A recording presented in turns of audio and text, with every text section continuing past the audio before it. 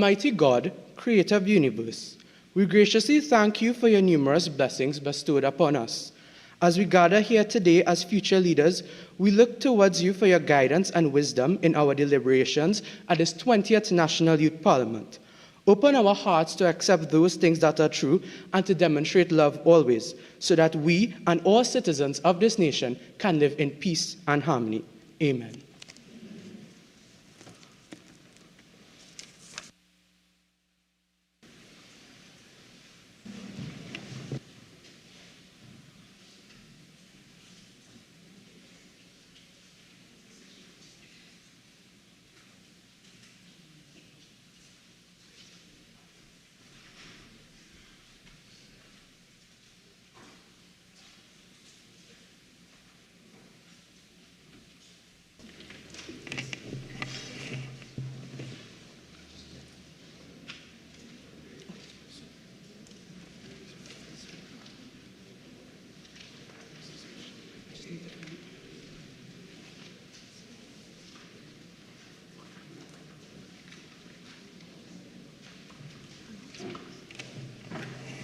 Announcements by the Speaker. Honourable members and our viewing audience, welcome to the 20th National Youth Parliament hosted by the Office of the Parliament of the Republic of Trinidad and Tobago. This event is a vital platform for youth engagement, fostering dialogue and collaboration. Here, as aspiring youth leaders, we contribute to shaping the nation's future through this opportunity for democratic participation. Prime Minister's questions. The member for Siparia. Thank you, Mr. Speaker. Madam Prime Minister, what steps are being taken to ensure young people are actively engaged in the decision-making processes of the country? Prime Minister. Thank you, Mr. Speaker and Honourable Member. Honourable Member, you must know that the youth of Trinidad and Tobago has several opportunities. These include the Trinidad Youth Council, which approximately has 15 executive members, 41 community groups, and 50 national youth organizations. I have the list here that I will be willing to circulate with you after the debate. Mrs. Honourable Member, we also have the Tobago Youth Council, the Trinidad and Tobago Youth Advocacy Network, which has registered 80 members who are actively participating in both youth and community work, as well as they provide platforms for the youth of Trinidad and Tobago to engage in decision-making processes. I would also like to make mention that the government listens and takes into consideration the voices of participating youth from the National Youth Parliament and the National Youth Budget Talks, which was introduced this year. I must make mention that this year, the Ministry of Youth Development and National Service was responsible for the appointment ceremony of the CARICOM Youth Ambassadors. I would also advise that you look at the policy that the Ministry of Education has implemented, which is the Patriotism Policy and Implementation Strategy for Schools in Trinidad. Thank you. Member for Pointe-à-Pierre.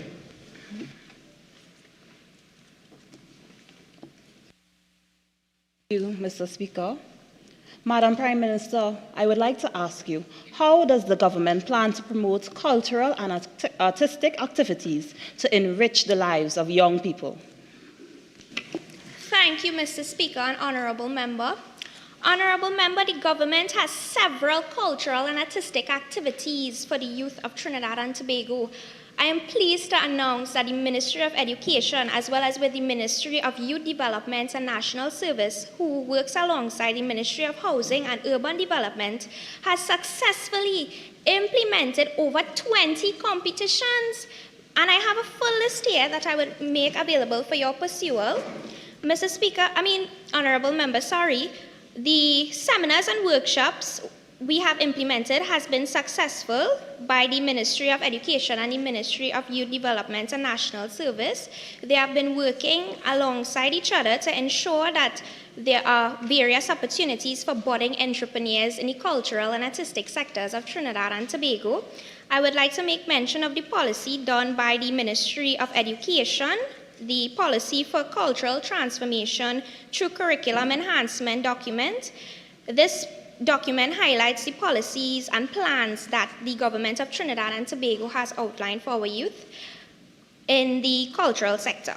Mr. Speaker, Honorable Member, I would like to recommend that you visit the National Youth Policy 2020 to 2025 document, as well as the Budget Guide 2023 done by the Ministry of Youth Development and National Service, as well as the Ministry of Education. I would also recommend that you visit the Ministry of Education's Education Policy document from 2023 to 2027, which highlights our plan. Honorable Member, I would like to inform you that this year the Ministry of Education has awarded Cape Creative and Performing Arts scholarships, as well as Trinidad and Tobago has earned top places in CSEC and Cape merit listing. Thank you, Mr. Speaker.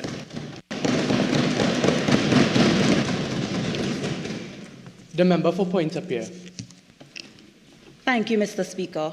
Madam Prime Minister, I've noticed that you have listed out the policies, procedures, and promises the government have made to encourage the youth into the cultural and artistic activities, and you've also mentioned the success. However, you have not stated any statistics or results showing this success. So could you please elaborate on that?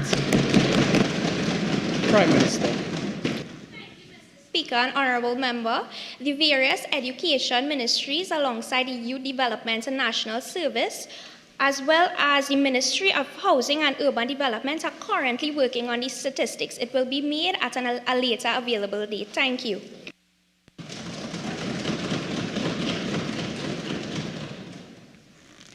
The member for Point Appear.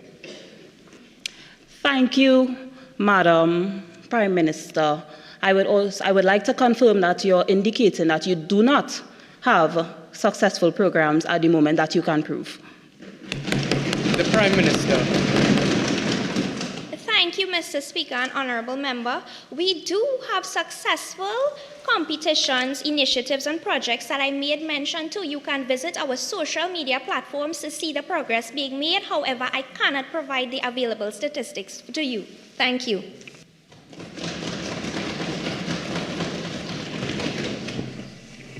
Questions to ministers. Questions for oral answer. The member for Kumuto. Thank you, Mr. Speaker. Could the minister state what the government has in place to address youth crime in Trinidad and Tobago? The Minister of National Security. Thank you, Mr. Speaker, as well as member for that question. We, the government, are treating crime as a public health issue to deter young people away from criminal lifestyle. Led by the permanent secretaries of Ministry of Social Development and Health involving the Office of Prime Minister, Police Service, as well as the House of Assembly of Tobago, and more, Mr. Speaker. There is a system in place such as the Police Youth Club, the Cadets Force, as well as our MILOT program that is implemented to deter our children from going down that road of crime, Mr. Speaker. These programs help develop our children's thinking skills as well as deter them from following the crime in their community, Mr. Speaker. We see this year that it was implemented that all expelled students from secondary school will not be left to idle. They will be implemented in that is mandatory to be implemented in the MILOT program, Mr. Speaker, so our children will not be left to go down that lifestyle of crime.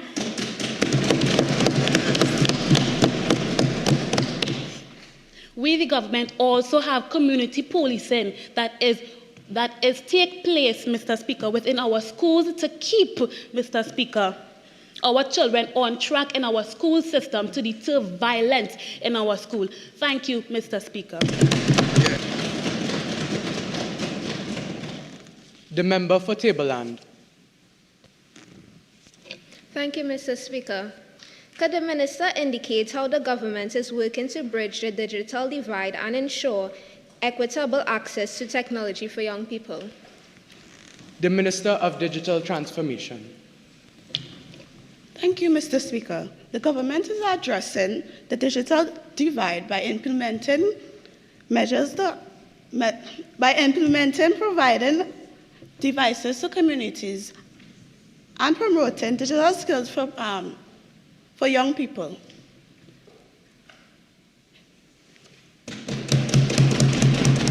These efforts introduce equal opportunities and access technology across the nation. Thank you, Mr. Speaker.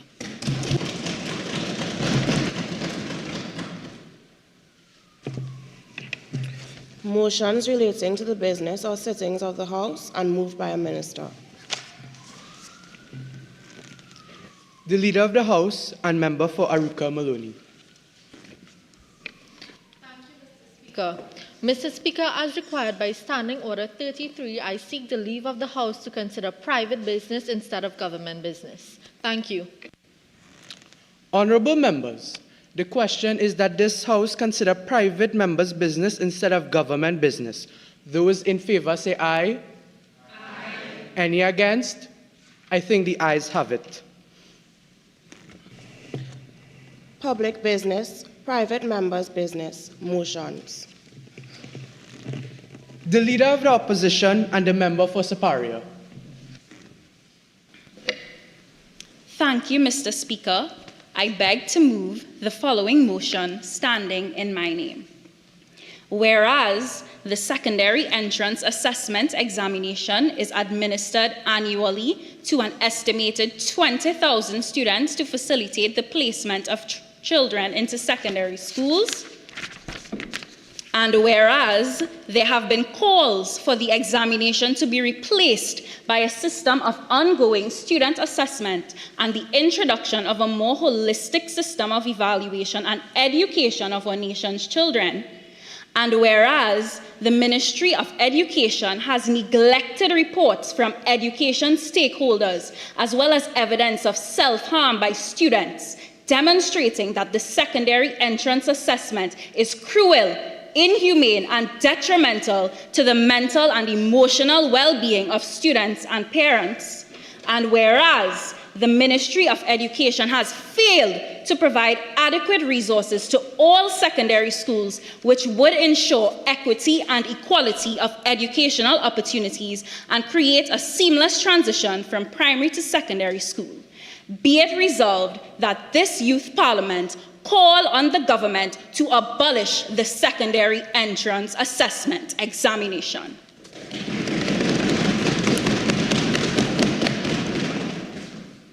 "25 years ago, Prime Minister, the Honourable Bastio Pandey, shared his vision. He saw the need to, and I quote, remove a mechanism which wreaks havoc on the lives of our young people who are unable to each year obtain a secondary school place, end quote, and include an educational system that stresses on quality, accessibility, and equity. The problematic mechanism that was removed by Mr. Pandey, Mr. Speaker, was the common entrance examination. So please understand why it baffles me that almost 20 years later, the government is unable to recognize that history is repeating itself once again as the very issues that prompted the abolishment of the common entrance exam remain. The secondary entrance assessment still wreaks havoc on our nation's youth, Mr. Speaker.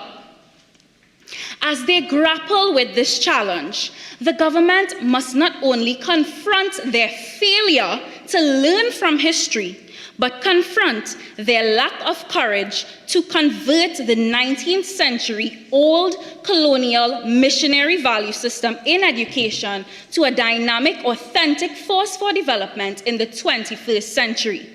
Mr. Speaker, those are not my words, but instead they come from the government-established Vision 2030 Culture and Attitude Subcommittee after their evaluation of Trinidad and Tobago's education system. This ominous devastating trajectory that haunts our educational landscape will only continue if the government persists in its cowardly embrace of the antiquated secondary entrance assessment. So, Mr. Speaker, please allow me to transport the government from 2001 into 2023, since clearly they could use the help. Established in 2001, the S.E.A. examination, according to the Ministry of Education's 2019 to 2023 assessment framework, is a public examination that facilitates placement and transition of students in secondary schools in Trinidad and Tobago. It comprises 3 elements: mathematics, English language arts, and English language arts writing. Now, based on the aforementioned framework, Mr. Speaker, S.E.A. criteria are based on parents' choices, students' performance by order of merit, principals' 20% selection in denominational schools, gender, residence, and multiple births. Now, nowhere within this framework is it mentioned that the exam focuses on developing 1, real-world skills, catering to the different learning styles, or hinges on inclusive education.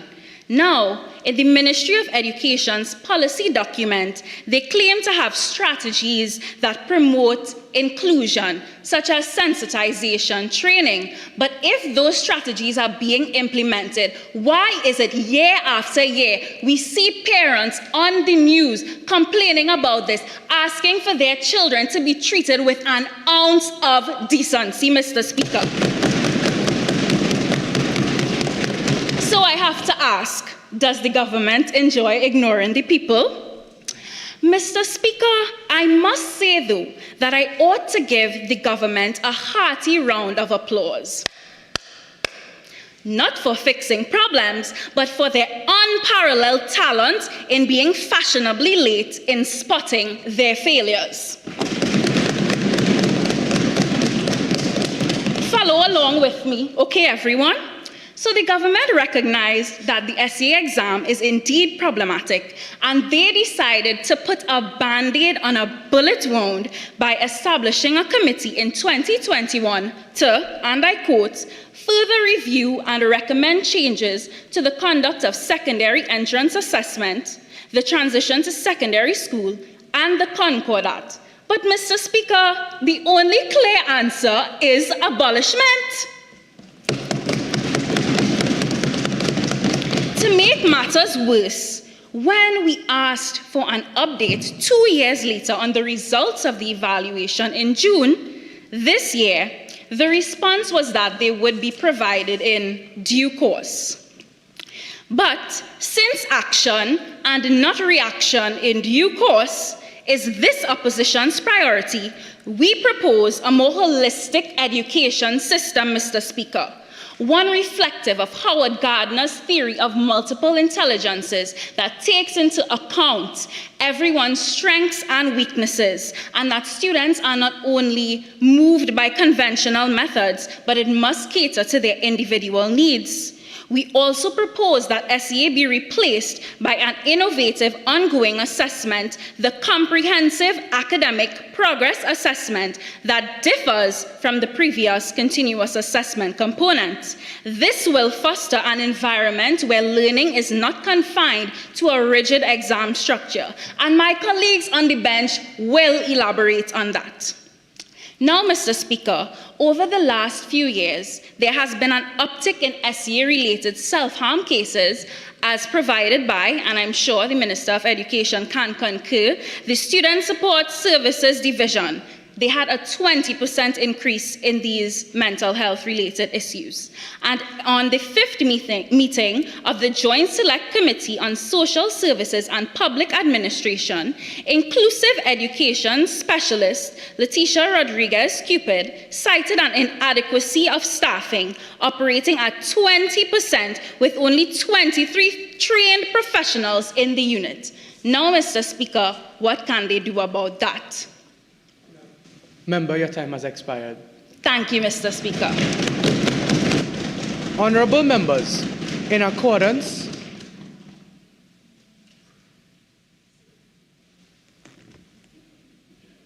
I beg to move that we abolish the S.E.A exam. Honourable members, in accordance with Standing Order 41.5, the motion requires a seconder. Member for Point Appear. Mr. Speaker, I beg to second the motion and I reserve my right to speak.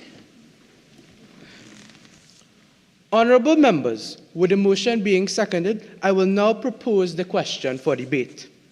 Whereas the secondary entrance assessment examination is administered annually to an estimated 20,000 students to facilitate the placement of children into secondary schools, and whereas there have been calls for the examination to be replaced by a system of ongoing student assessment and the introduction of a more holistic system of evaluation and education for our nation's children, and whereas the Ministry of Education has neglected reports from educational stakeholders as well as evidence of self-harm by students demonstrating that the secondary entrance assessment is cruel, inhumane, and detrimental to the mental and emotional well-being of students and parents, and whereas the Ministry of Education has failed to provide adequate resources to all secondary schools which would ensure equity and equality of educational opportunities and create a seamless transition from primary to secondary school.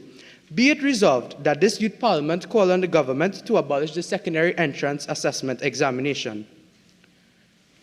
The Minister of Education.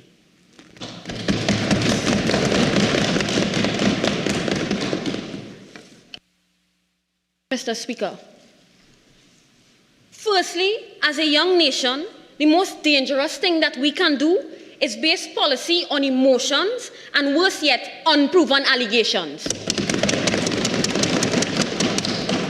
In fact, there is data that shows that there is no national outcry to remove the S.E.A. Several national consultations held by the Ministry of Education on this matter, the most recent being 2016, 2020, and 2022, participants could not arrive at any recommendations to remove the S.E.A. Mr. Speaker, without wasting any time, I would like to demystify the propaganda that has been spread regarding the Concordat by the Leader of the Opposition. This member speaks of the 20%, but let me clear this up. It is obvious that she has no idea about this agreement. In 1960, the government of Trinidad and Tobago set about to democratize education to the wider population. This resulted in an agreement between church and state, which allowed the government to place 80% of students into church-owned schools and the remaining 20% to be filled by students whose religion are in keeping with the denomination of the receiving schools. Contrary to what the Leader of the Opposition would have us all believe, this 20% is not chosen based on any socio-economic background of students or any contributions that parents could make to the schools or even positions that parents may hold in churches. This was a decision simply made to maintain the religious flavor of these institutions.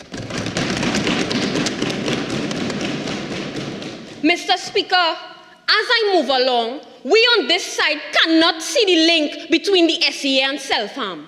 We have searched relentlessly for this uptick that the Leader of the Opposition has claimed to see, and we have found no such reports supporting this. Mr. Speaker, what we did see was where counseling psychologist Sully Joseph at the Sully Joseph Associates Self-Harm Workshop in May 2023 linked it to school violence, to the hidden culture of the school, to challenges on the internet, and a myriad of other reasons, but not once was this linked to the secondary entrance assessment. In addition, we have sourced a book titled Self-Harm, Why Teens Do It and What Parents Can Do to Help by Michelle Mitchell, a teacher and founder of the multidisciplinary group Youth Excel, which specializes in counseling and mentoring youth. In this book, self-harm was attributed to poor relationship with friends, to cyberbullying, to family separation or conflict, or even the onset of puberty. We even saw where it was linked to the COVID-19 pandemic, but nowhere was self-harm linked to examinations such as the S.E.A. Would the member give way? No, for the interest of time. Mr. Speaker, the government asserts that some printed questions in a booklet cannot cause this stress and anxiety that is being attributed to the examination. but rather it is because of external forces such as parents, teachers, or the wider community that these unfortunate circumstances occur. But you may be wondering, what is the government doing to fix this? Mr. Speaker, the Student Support Services Division of the Ministry of Education has been having ongoing workshops for parents on anxiety reduction. Guidance counselors have been preparing the students themselves for handling this anxiety as well. These sessions have been ongoing and constant, and not here and there like the Leader of the Opposition would have us all believe. Mr. Speaker, this motion is based on so many false premises that it is an embarrassment to this chamber. Would the member give way? No. Is the Leader of the Opposition aware of the 77 stakeholders with which my ministry interacts? Let it be recorded in Hansard that the constant revisions to the S.E.A. have always been a result of stakeholder involvement. Take, for example, the Cabinet-appointed Moses Report of 1975, the Cabinet-appointed King Report of 1985, the National Educational Task Force of 1994, the National Task Force of 1998, which gave us the S.E.A. we are debating here today, and the report of the S.E.A. or Concordat Committee, which is before Cabinet as we speak. Mr. Speaker, at this very moment, the Ministry of Education is addressing the provision of adequate resources to schools.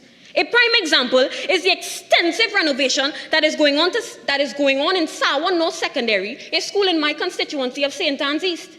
But for the interest of time, I will allow my colleagues to elaborate on this later on in the debate. Mr. Speaker, I would like to focus my attention on the preposterous suggestion that the continuous assessment should replace the secondary entrance assessment as the method of selection for students going into secondary schools. This form of testing is inaccurate and it is invalid because of the difficulty in assuring standardized assessment across schools, because of the instability of the school calendar, because of regulators which are absolutely necessary in this type of testing that will take an extensive amount of time to find, and most of all, because grades can be bolstered to provide positive reflections of teachers, schools, or even educational districts. It is not an accurate representation of the student's ability. Mr. Speaker, the Leader of the Opposition speaks of history repeating itself and this government being fashionably late to seeing our failures. But are you fashionably late to seeing that the continuous assessment was tried before and completely failed? Mr. Speaker, in his 2016 budget presentation, Minister of Education, the Honorable Anthony Garcia, pointed out that prior to 2015, this type of summative assessment was tried, but had to be abandoned due to inaccuracies in the reporting system. Finally, Mr. Speaker, before I take my seat, I would like to state that saying something is so does not make it so. The Leader of the Opposition would have us believe that this exam is cruel and inhumane. But the greatest proof of the fallacy of such a statement is the composition of this august chamber we debate in here today. We have all passed through the S.E.A. examination. And where's the evidence of this imposed cruelty and inhumanity? Do we appear to be mentally and emotionally unstable? Mr. Speaker, I thank this Honorable House and you for the opportunity to contribute. We have spoken. I rest my case. The member for Carney East.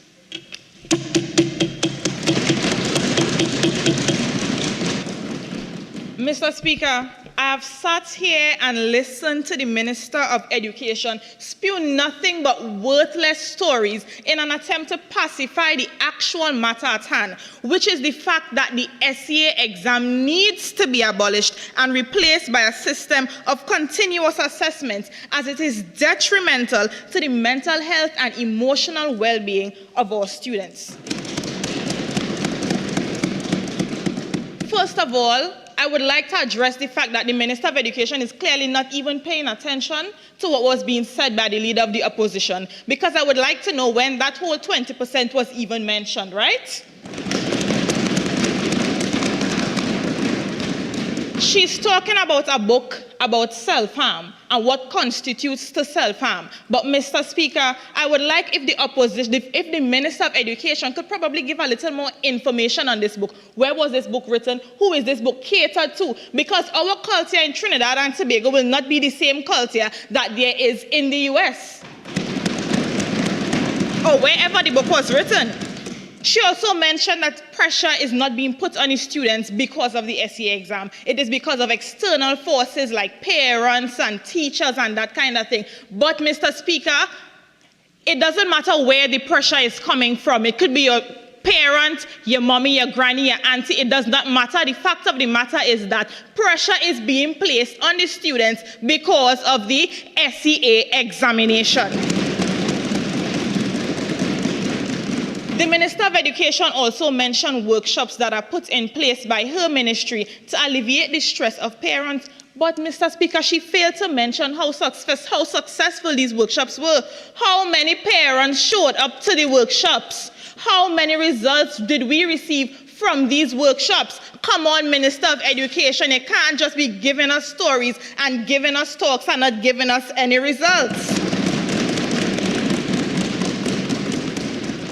Mr. Speaker, in an article by the Newsday on July 1st, 2022, entitled Top S.E.A. Listing Not Being Published, the Minister of Education, Dr. Nyan Gatsby-Dolly, announced that for the 2022 S.E.A. examination, the top students will not be publicized. She said that her ministry, and I quote, was extremely concerned that this practice now has the potential to have our students put under undue pressure to secure a high-ranking position in the examination and diminish their self-worth. Mr. Speaker, this was last year, and the government wants to sit here today and act like the S.E.A. is the perfect gift sent from God. Will the member give way? The member gives way. Minister, do you stand here in this August chamber and claim that a newspaper is a credible source of information? Yes, Minister, I do claim that the newspaper is definitely a credible source of information, because what the newspaper did, what the article did, is quote what the minister said. So do you, Minister, want to say that what I am saying the minister is saying is false? It's not false, it's true. It's a quotation. I gave a quote. Continuing, Mr. Speaker, we're not going to allow any more time to be wasted. The government is sitting here and acting as though the S.E.A. is a perfect gift sent from God himself, and it has never had any discrepancies or given itself any reason to be abolished. Mr. Speaker, the opposition in its motion has offered a system of continuous assessment as a replacement for the S.E.A. examination. However, the government is fixated on a statement made by past Minister of Education, Dr. Anthony Garcia, that the system of continuous assessment was tried and failed. Mr. Speaker, would you believe if I told you that this statement was made on April 1st, 2016? I don't know if it's because it was April Fool's Day, the government thinks they can come in here and wave that statement around and talk to us like if we are fools. That was 7 years ago. Do you mean to tell me that within 7 years the government could not be innovative and come up with a better way to do it, as opposed to just saying it was tried, it was tested, and it was failed? Come on, try again, make it make sense, and please do better.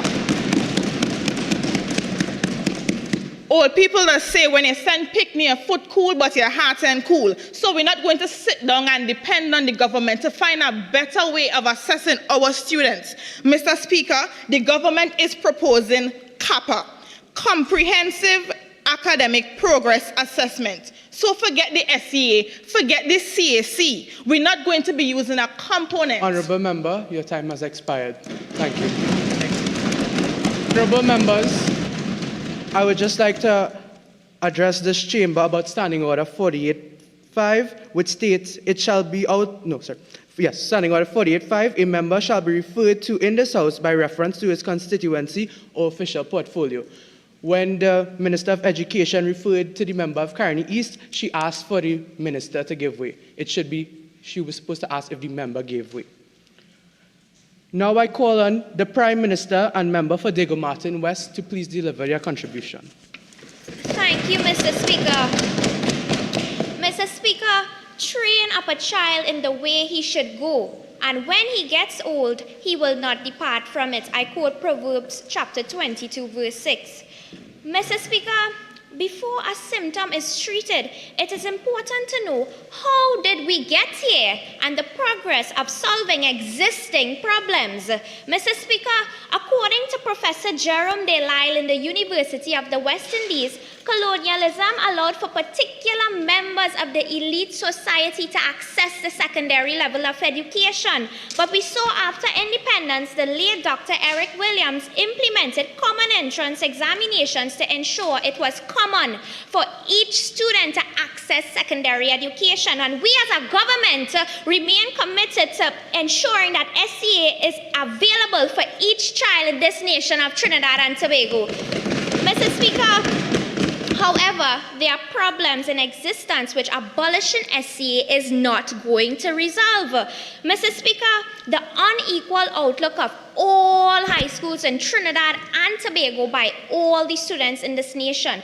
Mr. Speaker, the so-called prestige schools are looked elite compared to the government-funded high schools in Trinidad and Tobago, and the continuous student assessment is not going to solve that problem. I would like to go on. Would the member give way? No, I apologize. My time is limited. According to Continuous Assessment for Improved Teaching and Learning, a critical review to inform policy and practice by UNESCO International Bureau of Education 2017, successful implementation of the continuous assessment requires, firstly, learning of the full set of academic subjects. If the members of the opposition know that 2 multiplied by 2 is equal to 4, they will know the same suicidal rate and the same mental and emotional stress that they are complaining about here today would double.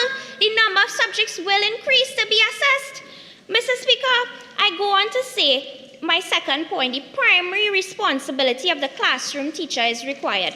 In Trinidad and Tobago, we are aware of the favoritism and discrimination that occurs when teachers have to grade internal assessments, and we see it common in the school-based assessments.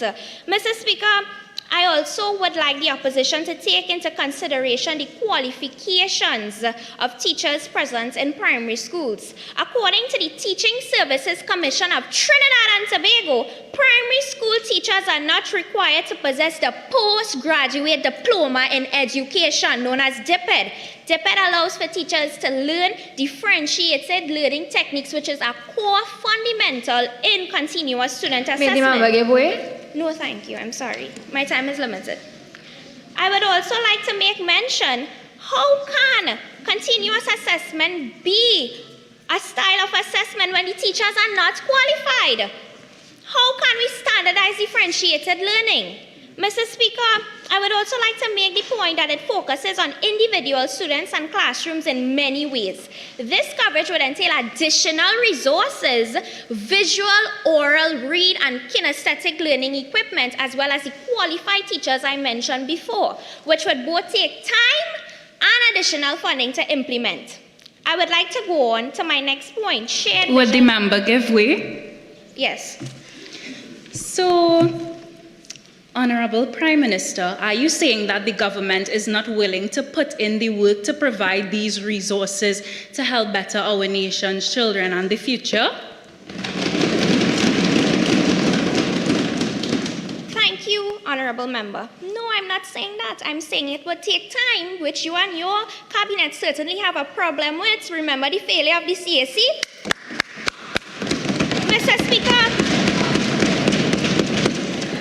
I would also like to take into consideration there was a decrease in performance at 80 out of 545 primary schools according to the current Ministry of Education reports. But, Mr. Speaker, I mentioned in the Prime Minister's questions that we are working on initiatives to combat this issue, to encourage this attribute of continuous student assessment. Mr. Speaker, I would like to make mention again, time. T-I-M-E, time. I hope you all benefited from S.E.A. Time. S.E.A cannot be abolished and continuous student assessment cannot be implemented as of now until there is proper testing for permanent implementation. And I thank you, Mr. Speaker.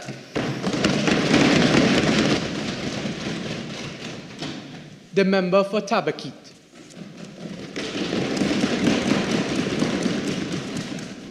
Thank you, Mr. Speaker. I heard the Prime Minister mention that it would take time, so why not start now?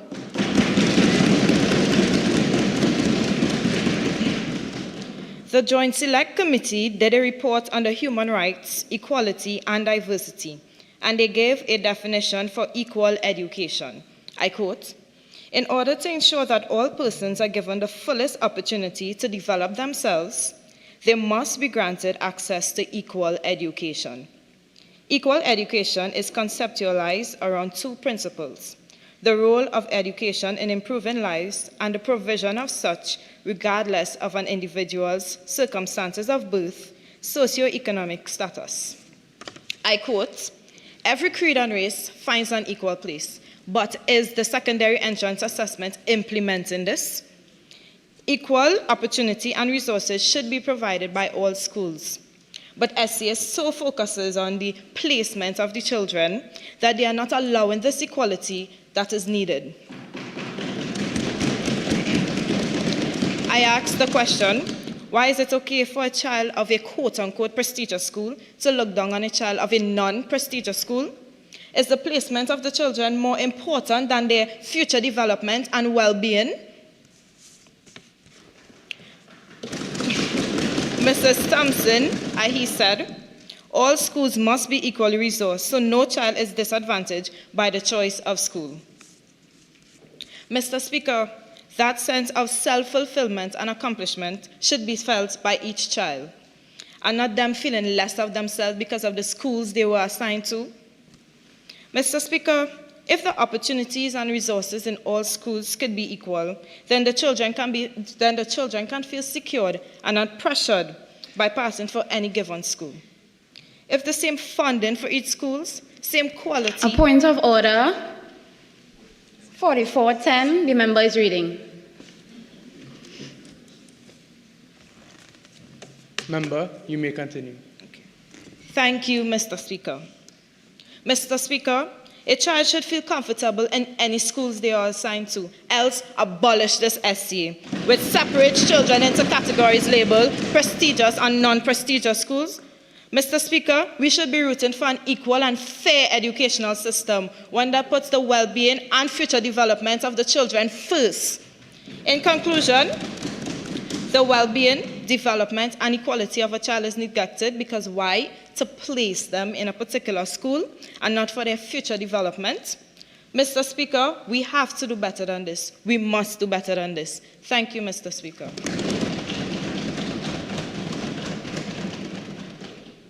The Minister of Youth Development and National Service and member for Talparo.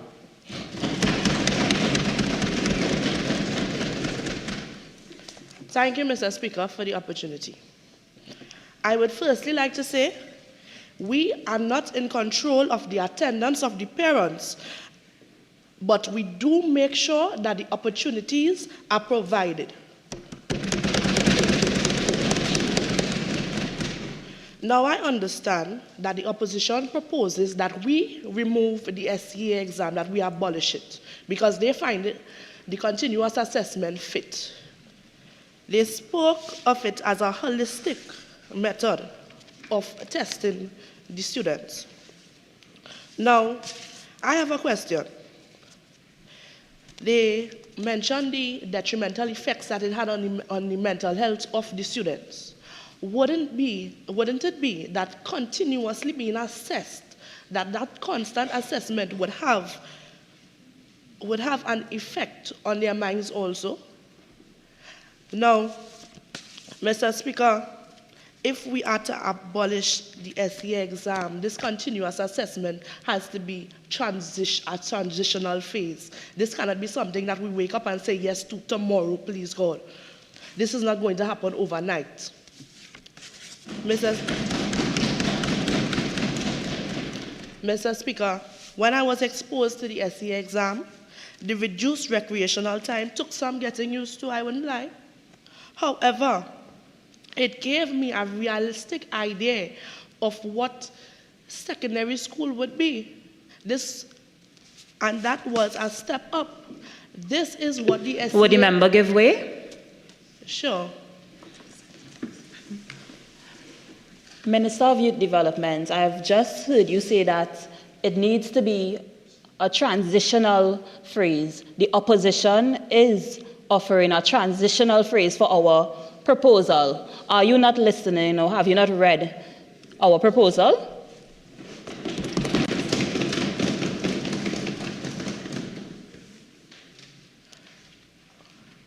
The issue is you speak of it as though it would be so easy. Removing the S.E.A. exam would not be easy, regardless of if it is to be a transitional phase. It would not be easy. This is not something that we can wake up and say, okay, students are always prepared for the S.E.A. exam. We know that it is coming. They are told about it from an early age, and they are prepared for it. Now, as I was saying, this transition into the preparation for the S.E.A. exam allowed me to realize that that secondary school would be a step up. And this is what the S.E.A. exam is. This is a stepping stone that provides equal opportunity for each and every child to pass for his or her school of choice. They are granted the opportunity to make a choice, and their determination, their skills are assessed. In the exam... Would the member give way? No, I apologize. The S.E.A. exam provides an unbiased environment, and this is not what the continuous assessment that you are planning to that you propose would bring on. We cannot claim that the system is perfect, because no system is perfect. There will always be faults. However, because it works, we can develop it. We can develop it. I call for its development and not its uprooting. Thank you, Mr. Speaker. The member for Kumuto.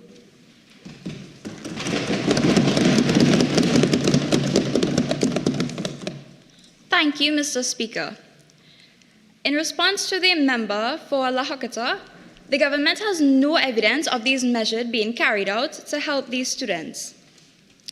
The S.E.A. exam can be criticized for its ability to promote rivalry and division among approximately 20,000 young students annually, as well as perpetuate inequalities in the education system. The S.E.A. exam, by its very nature, promotes a very competitive environment amongst these students at a very early age. And while, yes, competition can be healthy, it can also foster a sense of rivalry and division, which is detrimental to our unity as a society. And since S.E.A. focuses on individual achievement, it undermines this unity and can lead to a fragmented society. A rivalry and division values we want to instill in our children, the children who are the future of our country.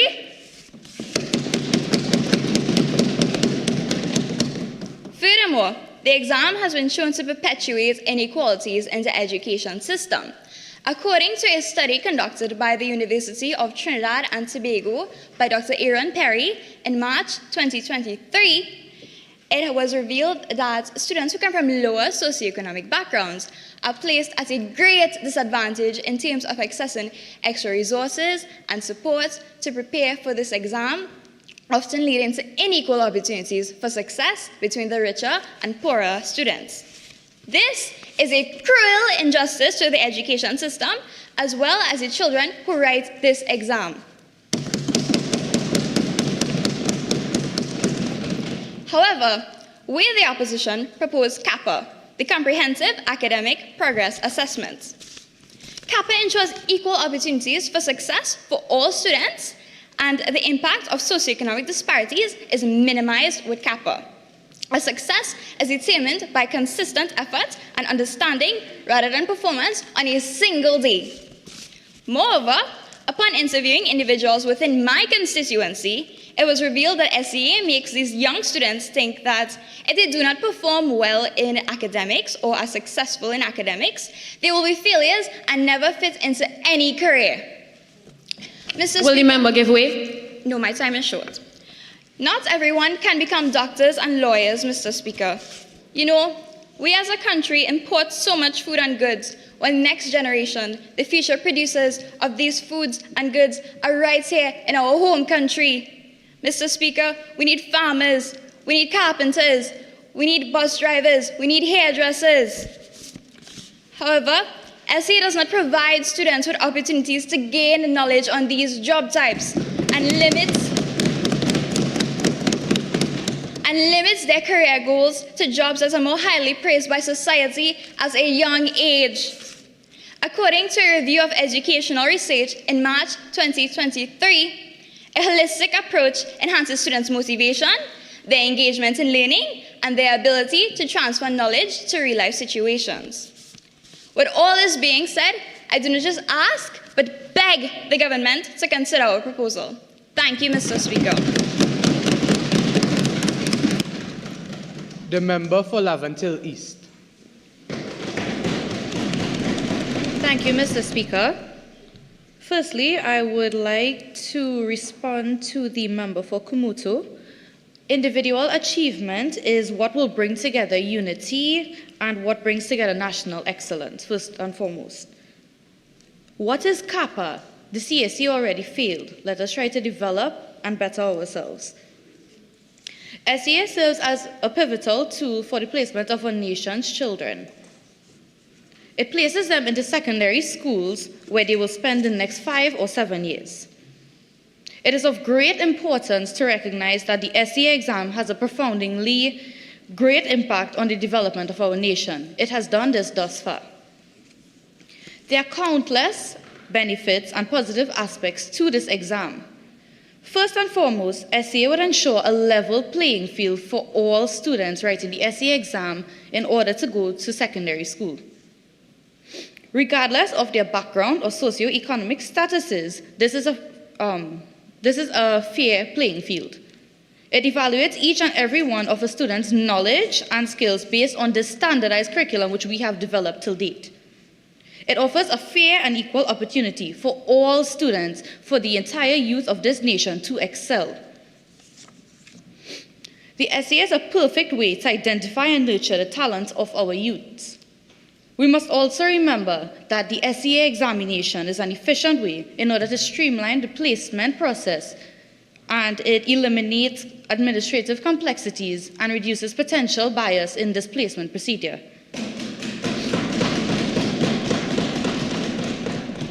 There is a vast amount of essential life skills that can be honed through the experience of sitting this examination.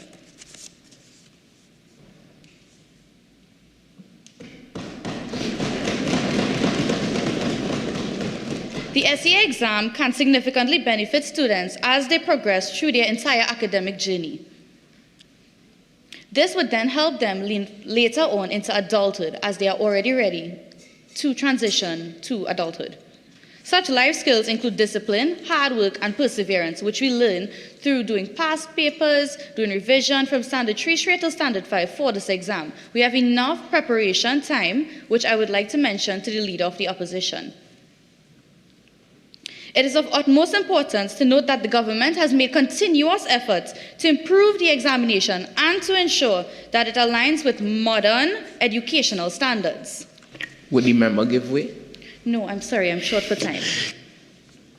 Programs have also been initiated which are aimed at providing adequate resources to all schools. This would include both primary and secondary schools.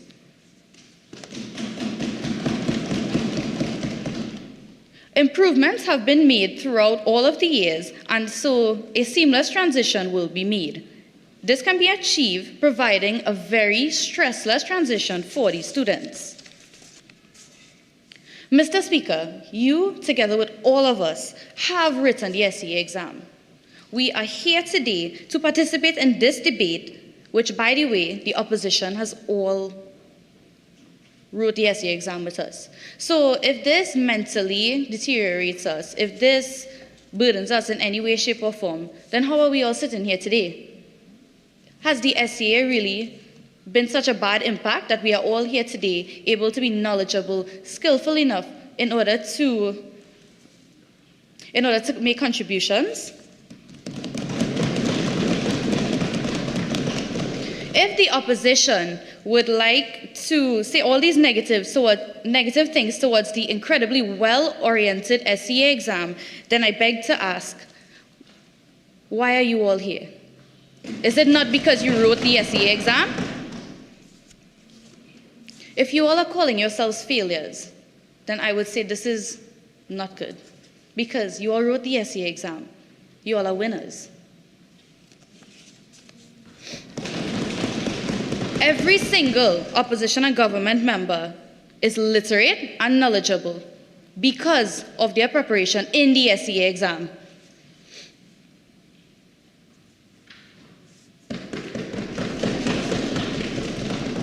One second. Right. I would like to call on the opposition to help us work together in order to redefine our education system. Help us to improve and not to break it down. You all want to implement CAC. It has already failed. Expired. Thank you, Mr. Speaker. The member for Oropouche East.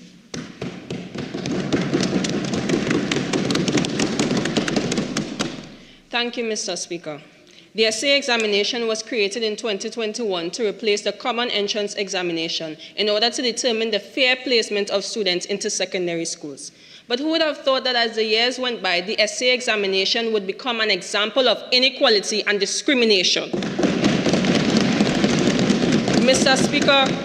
Speaker, the S.E.A examination is amplifying the existing socio-economic disparities as students from underprivileged backgrounds who have limited access to resources are not offered the same opportunities as others. There's also a significant number of under-resourced schools that are lacking in proper infrastructure. The government in the past has spoken about how much money is being spent on textbooks and stationaries for schools. But where are these students supposed to use these textbooks without access to proper libraries? How are these students supposed to study without access to proper structured classrooms? Mr. Speaker, the Department of Education and the World Bank Organization stated that it is essential to design educational infrastructure in such a way as to maximize the accessibility and effectiveness of the education being delivered. There are a lot of schools that need a lot of work, hundreds of schools needing critical infrastructural work. This is quoted from the Minister of Education, Dr. Nayan Gabspidoli, at the 2022 post-cabinet media briefing. And I know the government may be wondering, why is she referencing information from 2022? Are we not in 2023? But what the government should be wondering is why this information... Sorry, I didn't hear you.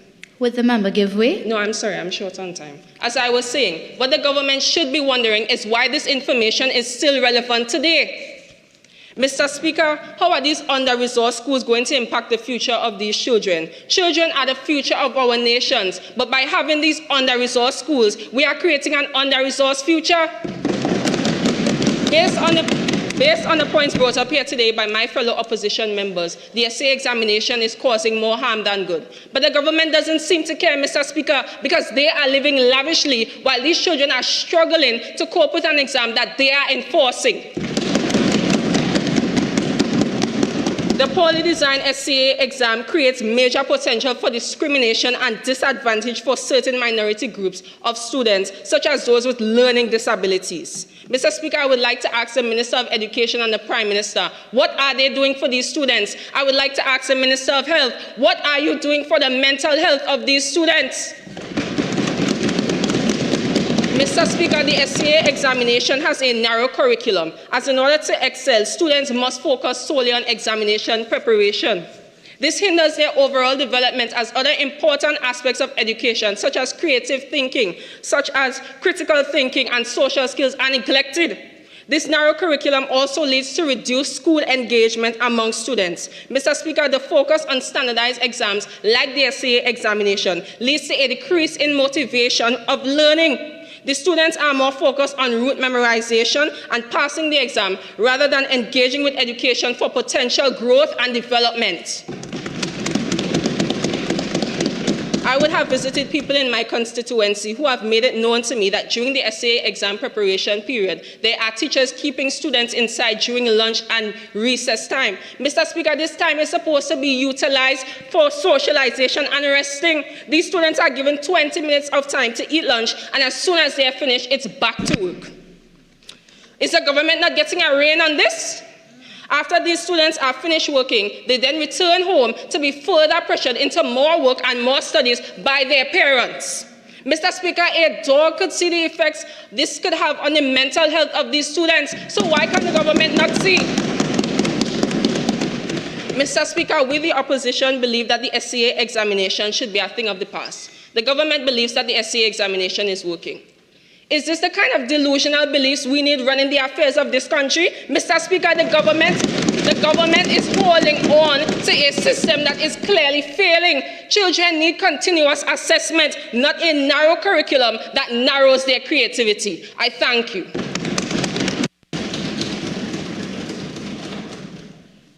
The Minister of Social Development and Family Services, Member for Maloney.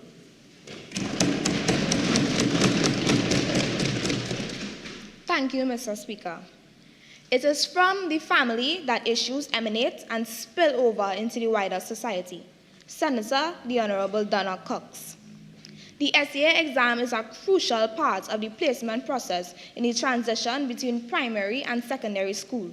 It allows all students from any socio-economic background the equal opportunity to be placed in a school of their choice. The opposition claims that the S.E.A. exam perpetuates the notion of prestige and non-prestige. But, Mr. Speaker, I would like to ask my supposedly educated colleagues, how can an exam speak and spew these presumptions? They cannot. This is simply based on public perception.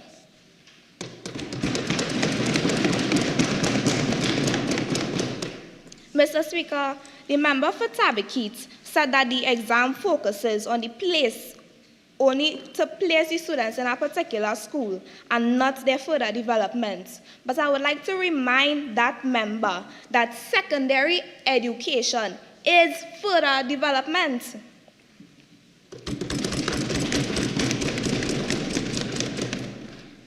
Mr. Speaker, the opposition claims that the government has neglected reports of self-harm and the deteriorating mental and emotional well-being of students and parents.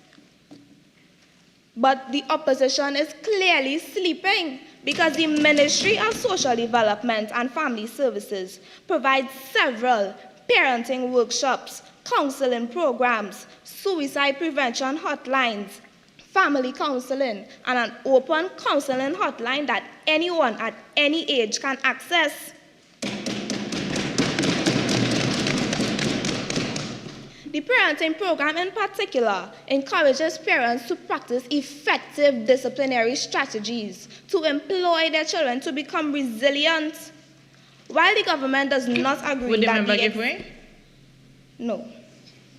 While the government does not agree that the exam poses stress onto students, we do acknowledge that parents, teachers, and the general society spew these presumptions and cause distress into students. And this government is doing something about that.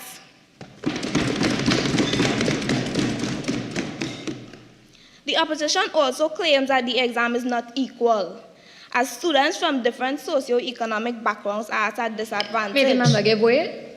No.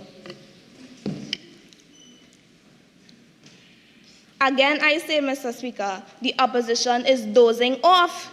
The government has provided financial assistance to various vulnerable groups in society.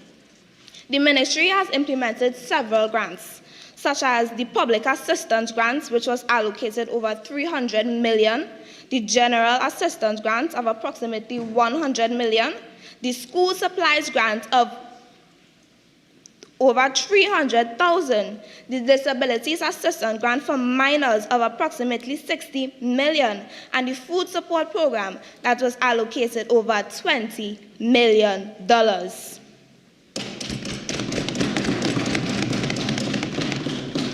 Congruently... May the member give way? Sure. Minister, what proof do you have of these grants that were given out?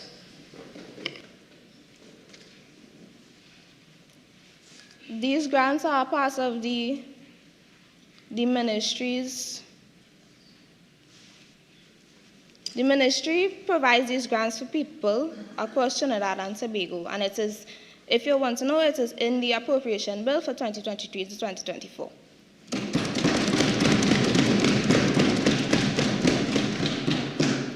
Congruently, these grants impacted over 40,000 persons across Trinidad and Tobago.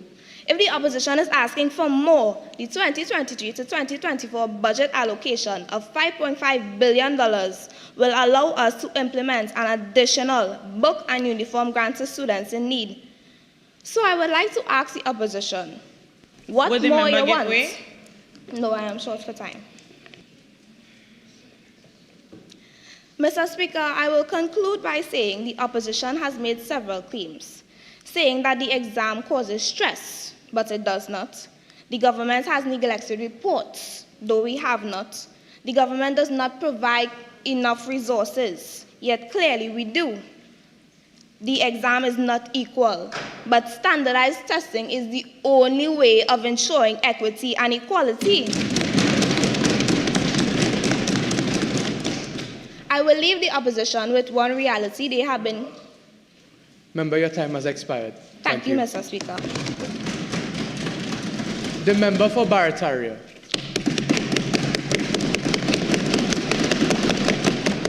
Thank you, Mr. Speaker, for the opportunity to make my contribution to this debate. Mr. Speaker, the government seems to be confused as to what we mean when we say CAPA, as they continuously made mention of the CAC. But that is not what we are proposing. We are proposing CAPA. CAPA stands for Comprehensive Academic Progress Assessment. CAPA will implement continuous standardized exams throughout standards 3 to 5, focusing on a cumulative grade point average rather than a single high-stakes exam. The implementation of CAPA would remove the stress of the future deciding S.E.A. exam from the shoulders of our nation's children, parents, and teachers. It would also aid in accountability of teachers teaching all subjects on the primary school curriculum, which currently is not the case with S.E.A. These continuous standardized exams would ensure that all schools throughout Trinidad and Tobago is teaching at the level required of the primary school curriculum. And schools or educational districts which are falling behind can be identified. Can the member give way? No. And schools or educational districts that are falling behind can be identified early, so measures could be put in place to assist them, to ensure that no child is left behind. CAPA would encourage a habit of regular revision instead of cramming, which would lead to higher levels of retention in the long run. Additionally, the Ministry of Education has a Cultural Transformation Policy 2023 to 2024, which aims to, quote, empower citizens to preserve and advance Trinidad and Tobago society through the holistic development of all learners. This document has good aims, such as instilling positive values, attitudes, and beliefs, as well as nationalism, workforce readiness, and core values for this 21st century society. However, the retention of the S.E.A. examination directly goes against and negates this policy.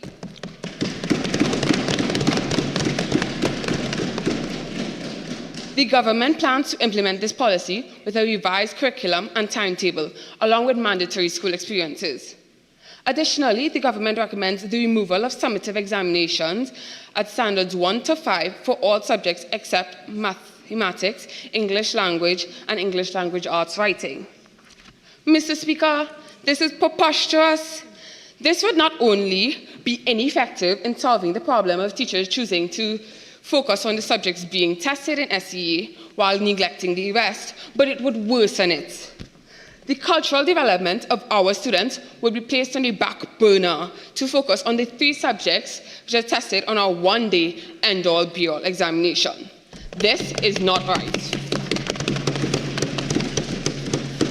CAPA would ultimately be the better option to foster the cultural development of our nation's children. CAPA is the way forward. And if the government continues to be wrong and strong, I am deeply concerned for the future of our nation. Thank you.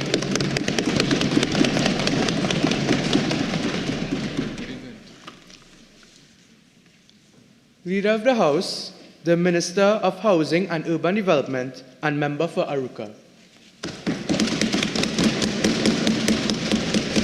Thank you, Mr. Speaker, for giving me the opportunity to contribute to this debate. Firstly, I'd like to question whether this opposition lacks the capacity to see the overarching object and purpose of the S.E.A. system and the long-term impacts of the removal of the S.E.A. system. Or is it that this opposition is just, as always, objecting to an established, feasible system of the government? Now, it was submitted in the motion that the government provides inadequate resources and there is inequities. But it is important to understand that S.E.A. is not the sole or predominant cause of stress or mental health issues. And replacing S.E.A. with some inferior substitute recommended by the opposition is not the way forward. That would not eradicate all the mental health issues. Therefore, the government has put systems and programs in place to address these issues because this is something that stems from different factors and not the S.E.A. itself. And by saying that, I want to know, Mr. Speaker, if the opposition has been able to conduct basic research, because with the click of one button, you can see on the ministry's website that while the Ministry of Education has provided systems and programs in place to assist poverty-stricken students, the Ministry in the Housing and Urban Development has also implemented programs such as the Home Improvement Grant, the Home Improvement Subsidy, the Home Construction Subsidy, the Government-Aided Self-Help Program, the Housing and Village Improvement Program, and the Urban Upgrading and Revitalization Program in areas such as Aruka, Laventille, Claxton Bay, and several others in Trinidad and Tobago. So we see that there are systems in place to help and address these socio-economic disparities. And it is important to know that education and the ability to write the S.E.A. examination is closely linked to these socio-economic factors. And the government, by addressing these inequalities... Would the member give way? Yes, I can. Thank you. I would like to ask the Leader of the House to please mention the success of all the programs she's just mentioned. Thank you for your question. The success of the programs are evident because investments were done in libraries, community centers, recreation centers in areas such as Laventille, Aruka, Claxton Bay, in particular Nalis Library in Chaguanas.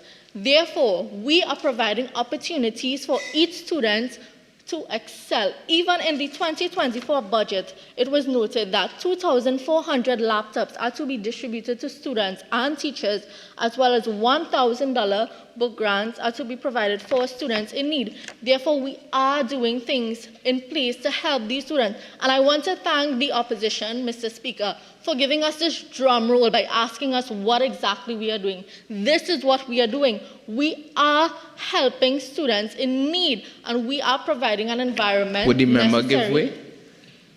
Sure. By providing these students with laptops, what about training to use these laptops effectively for the S.E.A. exam? Thank you for that question. So the Ministry of Education also trains teachers during workshops to help students prepare for their technological competency that will advance to secondary school. And I just want to conclude by asking the opposition this question. Is truly the abolishment of the S.E.A., which is a segment of development and a beacon of progress in the education realm, their only solution? Thank you, Mr. Speaker. The member for Princestown.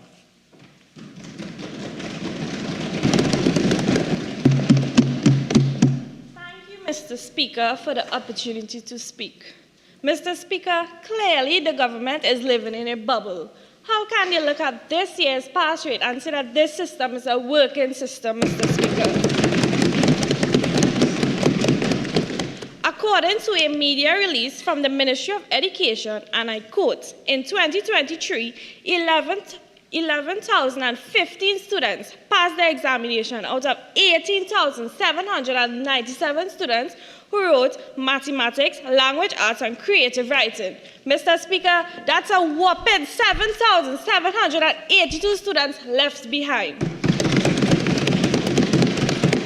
Have the government ever taken into consideration that the students are so stressed and cannot grip their minds about around the work being delivered? Mr. Speaker, is the government ignoring this crisis? Because as a citizen of Trinidad and Tobago, I am highly concerned about the future of these youth. I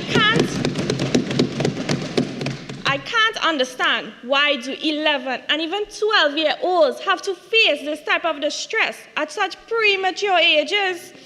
Children at that developing stage of their life play a critical role in developing one's mindset. I believe at this age, Mr. Speaker, children should be exposed to learning to the best of their abilities, which will allow them to expand their interests. Speaking of exposure, that brings me to my next point. I'm 100% sure that all of us here is exposed to technology, especially on a daily basis. The government is nurturing this failing system when they should be taking advantage of such opportunity. By the time children open their eyes, Mr. Speaker, they're exposed to technology, Mr. Speaker. They learn faster with technology. They even know more than any of us here, Mr. Speaker. The S.E.A. exam was introduced in 2001 to meet the requirements of students at that time. But that was 22 years ago. Time has changed, Mr. Speaker. We are at a stage in today's society where technology has drastically evolved and will continue to evolve. Therefore, a digital transformation at schools, primary schools, and any learning environment will benefit students long term. This transformation will also benefit students with learning disabilities as technology provides features such as customization, accessibility, and many more advanced features. While there are benefits, there are also learning strategies that teachers can even use in the classroom, such as gamified learning, which motivates students when it helps build a sense of achievement, Mr. Speaker. This is what the primary students of Trinidad and Tobago need. They need a system that works for them, not some S.E.A. exam that prepares them for a placement at a secondary school. However, without adequate resources and proper infrastructure, this transformation will not be a successful one, Mr. Speaker. At a digitalized program, and I quote, Prime Minister, the Honorable Dr. Keith Rowley, noted that the allocation to the Ministry of Education in the budget is sum of $7.45 billion. With $7.45 billion added to the Ministry of Education, the Minister of Education, Dr. Nyland Gutsby-Dolly, announced welcoming upgrades driving the digital transformation strategy. Again, Mr. Speaker, empty promises from since March 21st, 2023. How long do you expect our nation youths to wait, Mr. Speaker? They further stated, and I quote, while the ministry is responsible for all schools, it cannot proceed with its digitalization strategy as if all schools are equal. Mr. Speaker, from that statement, I can certainly say that the Ministry of Education has failed once again to provide adequate resources that would ensure equity and equality in Trinidad and Tobago. As I conclude, Mr. Speaker, I believe it can be seen that the government is looking at this system as their biggest achievement rather than focusing to add value to the students of Trinidad and Tobago, Mr. Speaker. I beg to abolish the S.E.A. exam. I believe if the government works with the people of our nation, more can be achieved. By doing that, we can stand with pride. And we can stand with pride together, Mr. Speaker, and recite the motto of our beloved country of Trinidad and Tobago: together we aspire, together we achieve.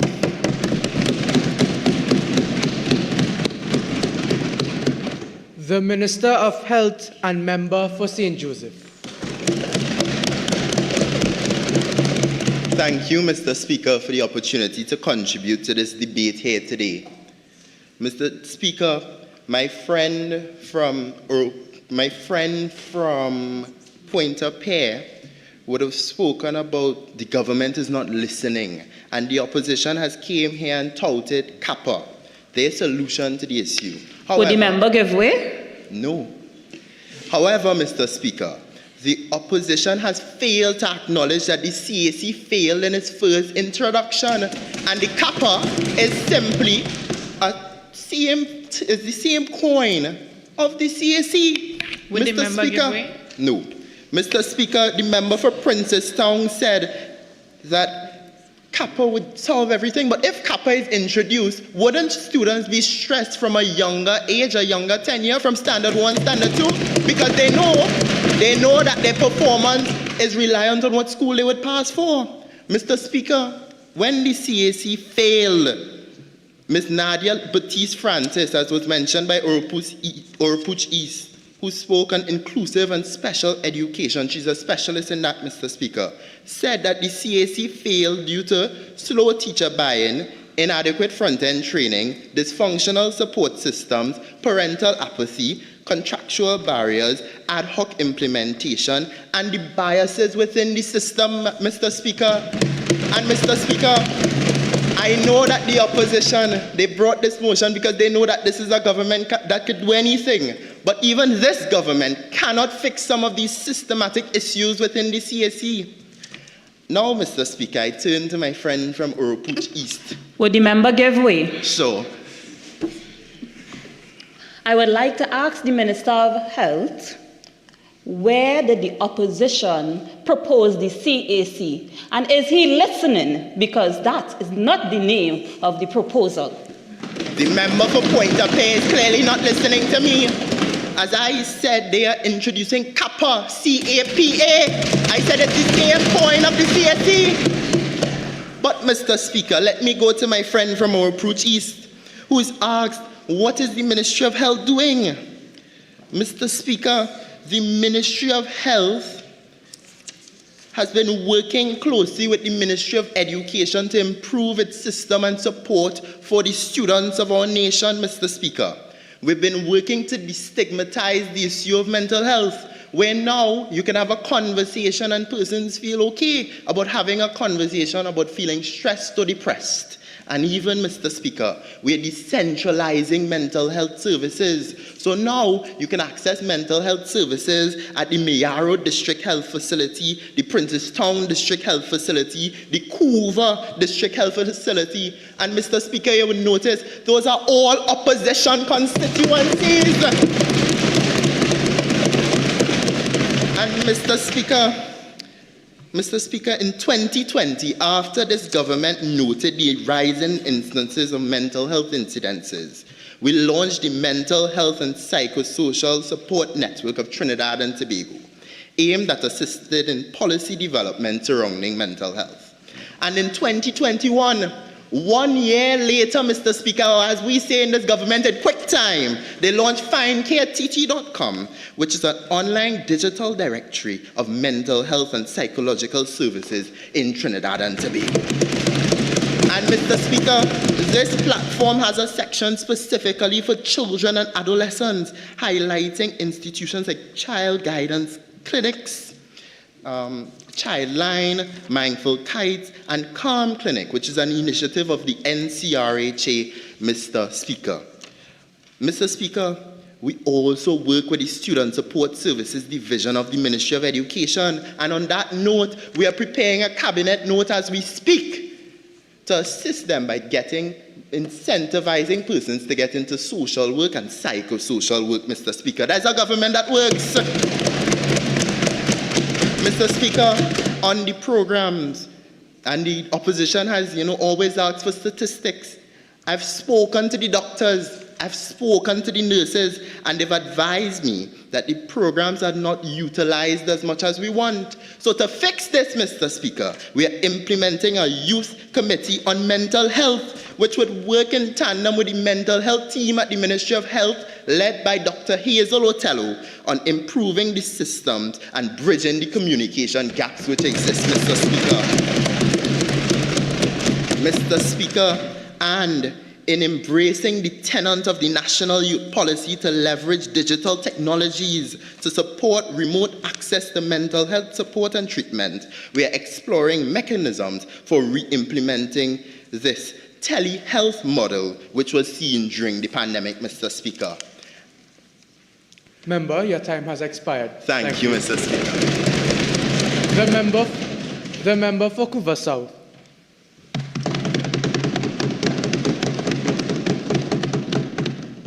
Thank you, Mr. Speaker, for giving me the opportunity to share my thoughts on this debate today. Ladies and gentlemen, esteemed members of this Honorable Assembly, I am here today to shed light on this pressing and detrimental effect of S.E.A. that it has on these children and that it has on inflicting the young minds of our nation, particularly in Trinidad and Tobago. Allow me to share an impactful experience that was highlighted by Dr. Rawati Maharaj Sharma in the article, Why So Much Stress? This article has resonated with me due to the fact that it was published by the University of West Indies. Now, Dr. Sharma observed that her son had been exhibiting symptoms such as sleeplessness, headaches, neck pains, and a weird rash on his fingers. The cause of this, examination stress. This narrative unveils a depressing and distressing reality that many parents and teachers dismiss as a natural part of the examination process. But, Mr. Speaker, we must ask ourselves, right? Why do we subjugate our children to such an ordeal at such a tender age? Is it really worth the toll on their mental, physical, psychological, and emotional well-being, Mr. Speaker? I think not. Honourable members, as representative for Couva South, I bring attention to this pressing issue associated with the S.E.A. examination and the negative impacts on our youth. Dr. Eric Williams, wise words echo throughout these halls today. The future of our nation is in our children's school bags. But how could we achieve this future if our children's school bags are being laden down with stresses of the S.E.A. exam, anxiety, depressive thoughts, suicidal thoughts? How could we let our children suffer through this? According to the UNICEF Regional Brief in Latin America and the Caribbean 2021, the estimated prevalence of mental disorders amongst adolescents aged 10 to 19 in Trinidad and Tobago within 2019 was a staggering 16.5%, Mr. Speaker. And for the government, since you all love to hear our statistics so much, this is 30,382 children within the country. Can the member give way? No! If we are sleeping, then the government must be in a coma. Mr. Speaker, the stress and anxiety imposed by this high-stake exam are not mere conjectures. They manifest in alarming ways. We witness a disturbing rise in self-harm cases, stress-related illnesses, and emotional turmoil amongst our students. A blind man could see the link between S.E.A. and self-harm, but the government cannot. The opposition shall paint a picture for them, since it's so desperately needed. I present to you a shocking 20% increase, Mr. Speaker, my apologies. Let me repeat that. A 20% increase within students asking for help to cope with the stresses of this S.E.A. examination. As reported by the same Ministry of Education Student Support Services on the 3rd of July 2019 that my colleague on the opposition, the Minister of Education, had cited earlier. Can we, as responsible representatives, dismiss this increase and ignore the cries of our children? I don't believe so. And the Association of Academic Tracking to Depressive Symptoms amongst adolescents states that students who are assigned to lower track secondary schools or classrooms feel as though their career paths were already laid out for them, and this is associated with increased feelings of hopelessness and depression. Hanif Benjamin, the former Children's Authority chairman, emphasizes the pressure placed on students introduces them to trauma, leading to self-harm, feelings of disappointment. Will the member give way? No, this is a reality that we should not and cannot stand for. Jesse's Ramdio research on a mother's perspective about S.E.A. provides a shocking account of his son's self-harm. He comes so with marks on his body, tears in his eyes, begging for help. Mr. Speaker, one suicide is too many. Thank you. Ex-Chairman Benjamin rightly stated that we have turned S.E.A. into this brutal competition. And children shouldn't have to go through that. Children shouldn't have to be fighting for their lives at the ages of 10 and 11. The pressure placed upon our students for this exam is nothing but cruel and inhumane. Now, Mr. Speaker, I understand that diamonds are built under pressure, are made under pressure.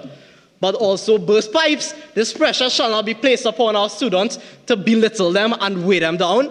In response to this grave issue, the opposition proposes a solution because the government is clearly not paying attention. Because we are not bringing back the CSA, Mr. Speaker. This is not Throwback Thursday. Member, your time has expired. Thank you. Thank you, Mr. Honourable members, I would just like to ask this chamber, can we please watch our tone of voice when we're replying to members asking to give way and raising standing orders. Minister in the Office of the Prime Minister, Gender and Child Affairs, and member for Tobago East. Thank you for the opportunity to contribute to this debate, Mr. Speaker. Mr. Speaker, the opposition seems to be a little confused this morning as they don't know the difference between what they are arguing and what is really on the motion. There seems to be a gap between everything that they are trying to say and what they really want to say in this House this morning.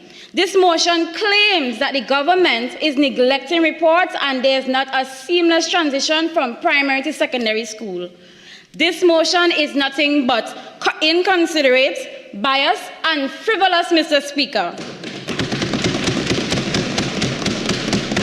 This government has been implementing policies and programs in order to alleviate stress, not just for our nation's children, but for the parents and teachers. For example, the National Parenting Program that was launched by the Ministry of Social Development and Family Services, and we collaborated under the Gender and Child Affairs Division. This program was to help individuals and parents to get more information and to seek more coping strategies to support their children in a better way for the exams. Would the member give way? No. Mr. Speaker, the Ministry of Education was just appointed over $8 billion to help with the education system by implementing other policies, and there's also textbooks grants which alleviate stress from parents with buying the necessary resources for the children, Mr. Speaker. There's also the extracurricular activities which helps with the exam stress and also stress at home. Mr. Speaker, the government has been implementing policies in order to alleviate stress and in order for the children to achieve what they want to achieve in the S.E.A. examination, Mr. Speaker. There's also the Teacher Education Performance and Professional Development Division. And this is for teachers to help the students, and they have to improve their teaching strategies in order to better support students who have learning disabilities and also who just need a little more support, a little more help. Tell me, where has the government been neglecting these reports? And there's proof in the pudding. And Mr. Speaker, I want to address the member for Tabakit when she said there is unequal education for children. And just a few weeks ago, the member and I met up in her constituency to speak about helping her constituents to better support and better implementing policies to help the children to develop themselves. Mr. Speaker, we have been supporting them. The government has been seeing problems, we find solutions, and we implement policies, and there are results. Thank you, Mr. Speaker. The member for Couva North. Thank you, Mr. Speaker, for allowing me to make my contribution. I would like to start off by giving the government a sort of a response, and I would like to let them know that no amount of funds that you pump into the sector could possibly compensate these students for the damage that they have suffered mentally, physically, and emotionally. I would go on to say that the vast majority of students that are going to write this exam display a lot of anxious and depressive behaviors and symptoms before they even get to writing the exam.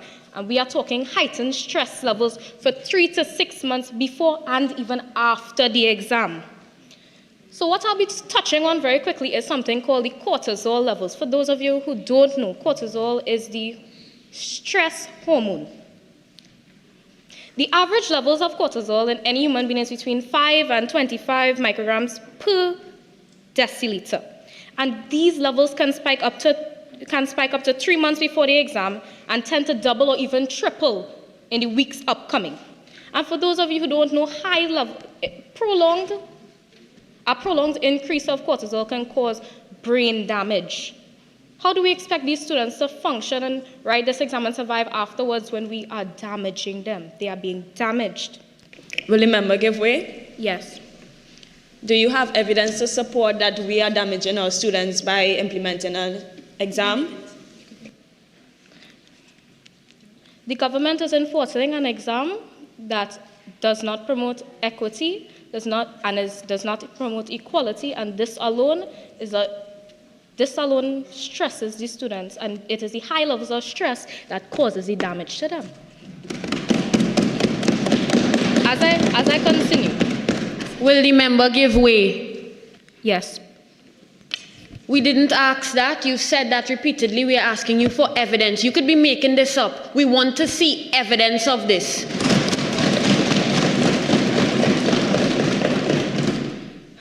According to a small-scale study done by students of the University of the West Indies,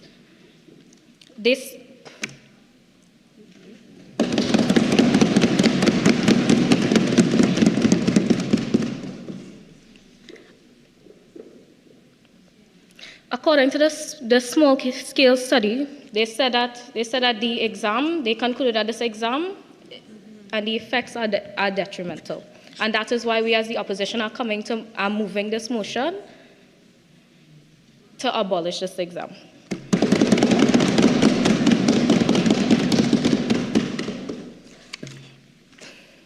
I would like to present this quote given by Lisa Allen Augustini, she gave this to the Express. Instead, many schools have de-emphasized those very necessary subjects and others, such as art, physical education, and civics, and reduced the last 2 years of a child's primary schooling to relentless drills in vocabulary, grammar, and arithmetic. What hasn't changed? The hinging of a child's future on one examination. Mr. Speaker, this article is from 13 years ago. Why is this still relevant today? Why haven't we come together? Why hasn't the government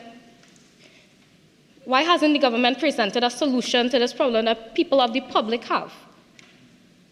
Right? And unlike the Minister of Education, the opposition can see the link between self-harm and the exam, and we call for this exam to be abolished. Thank you very much.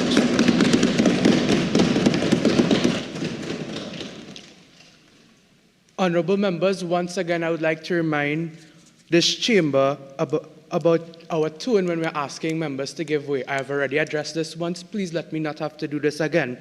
In addition, I would like to bring to your attention Standing Order 55-1A, tedious repetition on the point of mental health. Several members have already raised this point, and I ask that members going forward in their contributions not to raise this point again, as it will be in violation of tedious repetition.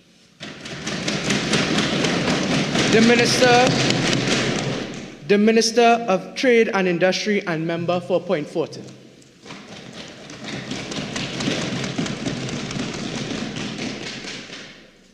Thank you, Mr. Speaker, for giving me the opportunity to speak today. Retaining the entrance assessment upholds and promotes a culture for academic achievements.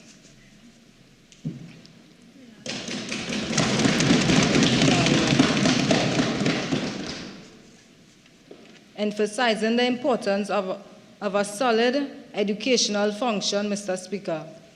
Students are encouraged to engage with challenging methods, enforcing and critical thinking skills, a deeper understanding for subjects they study. Standing Order 4410, the member is reading.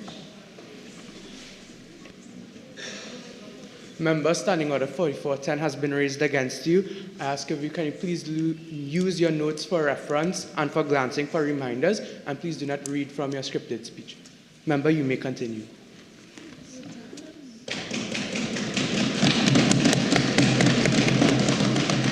The S.E.A. entrance serves the S.E.A. entrance serves a motivational tool for students, encouraging them to work hard, to strive for academic excellence, Mr. Speaker.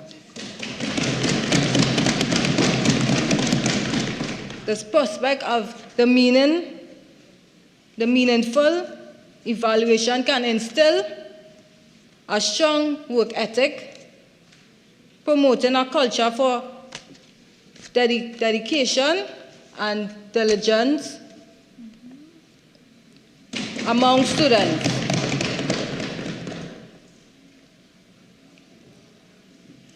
While it was poorly acknowledged by several opposition members, it is still necessary as the S.E.A. is preparation for future mandatory regional examination. An article entitled "The Effects of Students' Preparation for Tests, Anxiety and Performance," a quaint external study written by Berham Naldul, an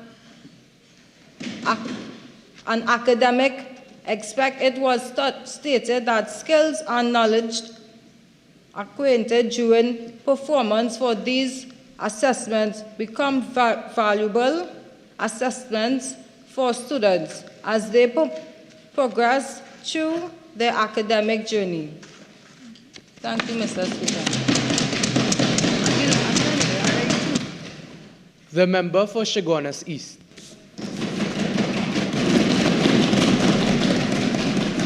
Thank you, Mr. Speaker, for allowing me to make my contributions to this debate. Mr. Speaker, though you have mentioned that the tedious repetition about mental health is not needed, my points are valid, and so I would make my contribution. As we all know, Honourable Member, Standing Order 54-1. I have already ruled that tedious repetition on mental health, and I ask that my ruling not be objected by you. Please continue your contribution without bringing up mental health as one of your points.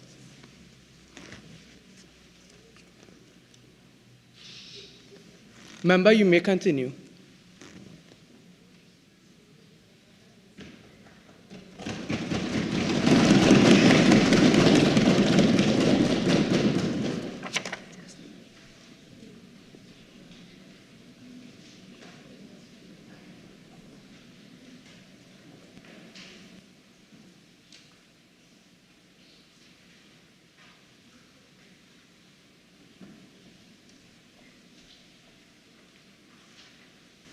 Member, would you like to continue?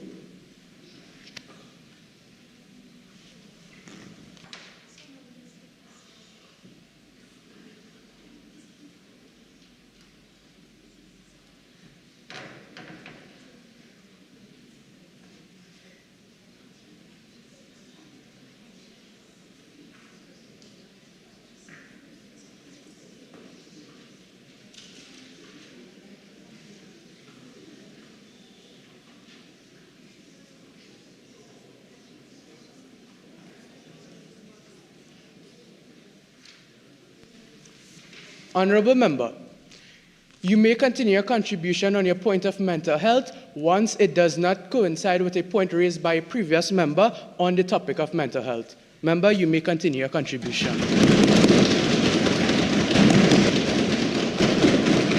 Thank you, Mr. Speaker. As we all know, S.E.A is said to be the replacement of the Common Entrance exam since the year 2001.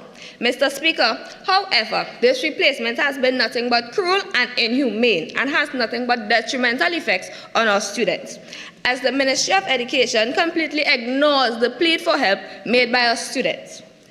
Mr. Suldaya, an advocate for mental health, stated, and I quote, "The Ministry of Education Student Support Services Division recorded a 20% increase in the number of requests for dealing with students with mental health issues."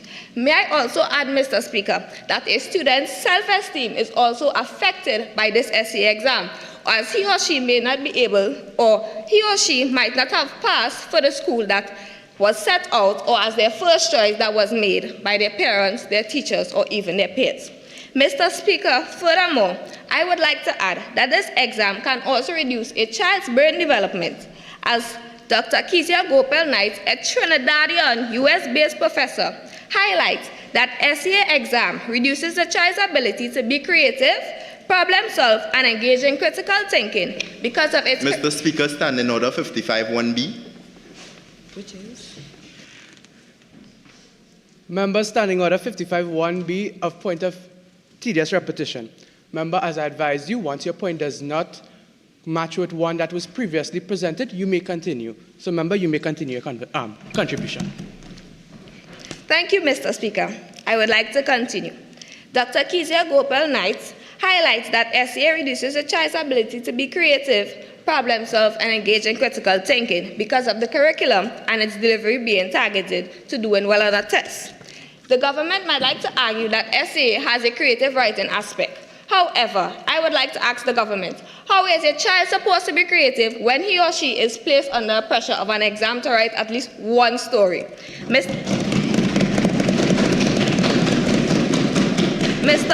Mr. Speaker, so I propose abolish the S.E.A exam and implement the CAPA system, comprehensive academic progress assessment, where a child can learn and still be a child. Thank you, Mr. Speaker.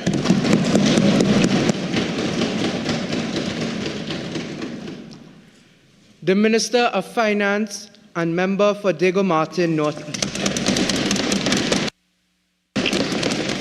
Thank you, Mr. Speaker, for giving me the opportunity to speak today. Mr. Speaker, I feel as though the member for Chaguanas East is an ostrich. The member clearly has her head buried underground. It is evident that without mental health, the opposition does not have any valid points to bring across. Member, Standing Order 55-1A, insultive language. Please apologize to the member and then continue your contribution. Apologize, member. When will the opposition realize that this government is committed to providing for our students, that this government is providing real resources for the welfare of our students? Mr. Speaker, the opposition continues to show these inequalities within our system. How can this be when the allocation for our education sector continues to be our highest priority in this government? With proposed grants covering the cost of school supplies, uniforms, textbooks. We even propose standardized textbooks, taking a massive weight off our parents' shoulders in an effort to mitigate the level of stress that is transferred onto parents and therefore transferred onto students. Mr. Speaker, in 2022, the government set programs for re-engaging the primary school system.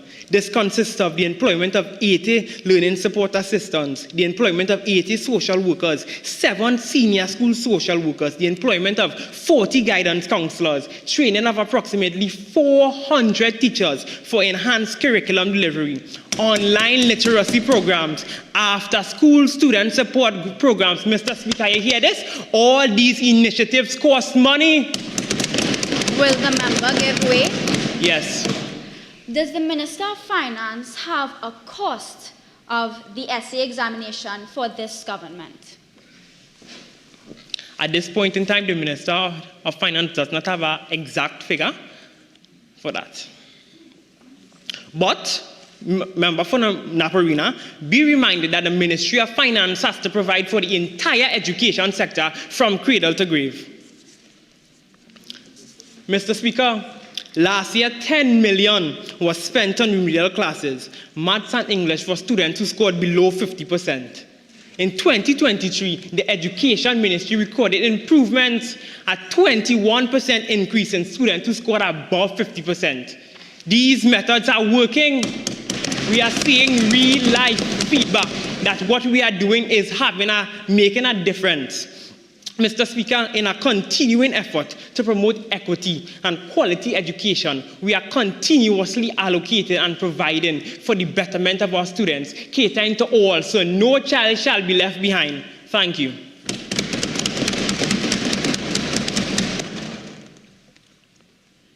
The member for Naparima.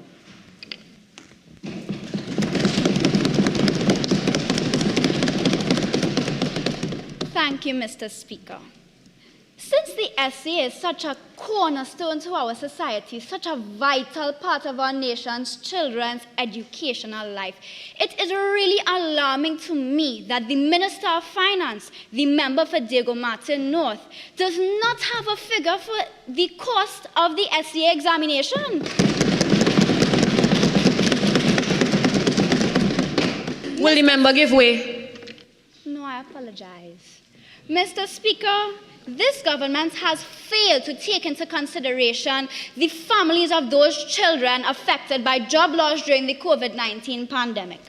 Unemployment rates have skyrocketed to 5.7% in 2021 and 5.4% in 2022. Mr. Speaker, I have spoken with young children in my constituency who have expressed just how hard it has been for their parents to afford lessons and textbooks just to keep up with their more privileged peers.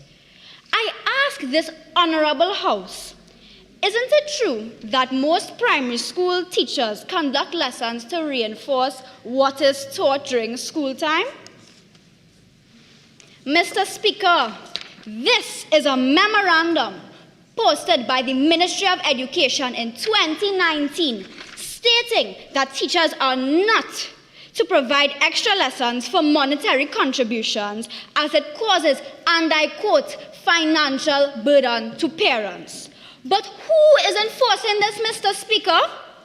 Not one of my esteemed colleagues on the other side of this honorable House can say that this does not happen. And beyond that, it is pervasive, Mr. Speaker. Mr. Speaker, after speaking to principals across the country, the general feedback is that there is a low visibility of the school supervisors. According to the guidelines provided by the Ministry of Education, one of the primary functions of the school supervisors is to ensure quality standards by supervising, inspecting, and evaluating the operation of schools. Mr. Speaker, these supervisors are not seen for weeks. If the future of our nation is in the book bags of our children, then this government needs to get serious. The entire education system needs to be held accountable, starting with this government and the Minister of Education, go down to the supervisors, principals, and teachers. Mr. Speaker, we cannot continue to look at education in a vacuum. We have to start approaching this in a more comprehensive manner. When we look at the ineffective placement system utilized by the S.E.A., we often see children placed in schools out of their zones. This places yet another financial burden on homes. We see parents having to endure traffic, getting to work in a state that is not conducive to productivity. It is a substantial cost to homes having to find money for transport or money for gas. Apart from this cost to the home, this is costing our nation, Mr. Speaker. Would the member give way? No. It is no secret that during the school term, the traffic in this country is absolutely unbearable. Honorable members, let's do some maths. I invite you all to come to school and take out your calculators. Join me.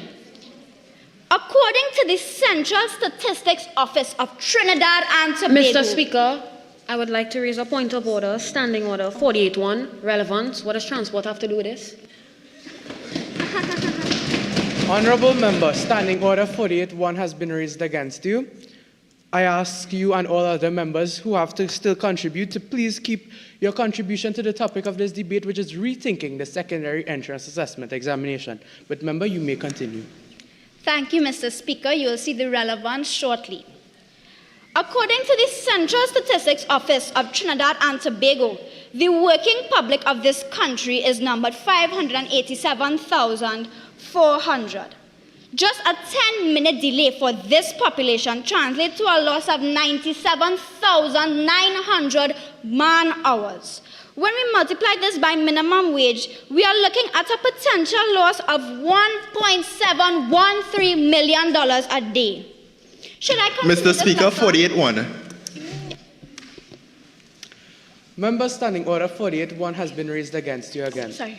Can you please just skip this point to another point if you have and continue? Member, your time has expired, actually. Minister of Public Administration and member for Toko Sangre Grande.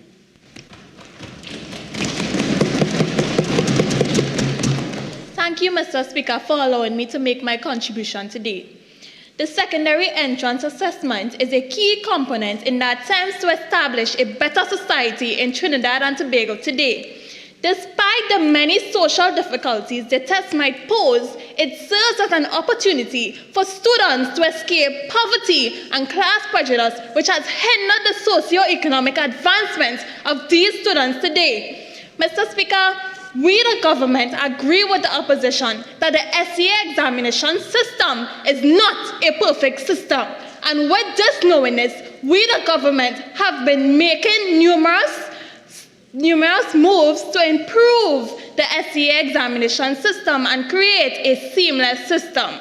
But in order for this system to work, we cannot shield our children from engaging in these examinations, which give them a sense of responsibility to take control of their future.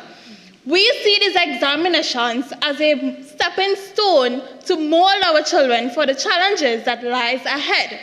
According to the revised framework for the S.E.A examinations 2021 to 2022, published by the Ministry of Education, in the attempts to facilitate the variables of mental, emotional, and physical stress, pressure, test anxiety, and by extension the COVID-19 pandemic, brought forward by the member for Couva North, a revised framework was conducted. The revised framework specifies the proposed purpose, components, and contents of the updated test paper. It briefly includes a reduction in the number of test items in the comprehension component English Language Arts paper, adjustments to the type of test that will be administered for the 2021 S.E.A English Language Arts writing paper, and lastly, a reduction in the number of test items in the mathematics paper. Along with this is the proposed adjustments for the mathematics test paper. It entails the removal of solving problems involving the multiplication of a fraction by a fraction, solving problems involving the multiplication of a fraction by a mixed number, solving real-life one-step problems involving savings, salaries, wages, and simple interest. It also includes the removal of stating the relationship between metric units and volume and capacity. Mr. Speaker, Apparently, my friends on the other side have some type of listening problem, but I hope that today they have listened attentively and understand that we, the government, have been making numerous steps and adhering to the cries that they are proposing in the attempts to create a seamless S.E.A system. Thank you.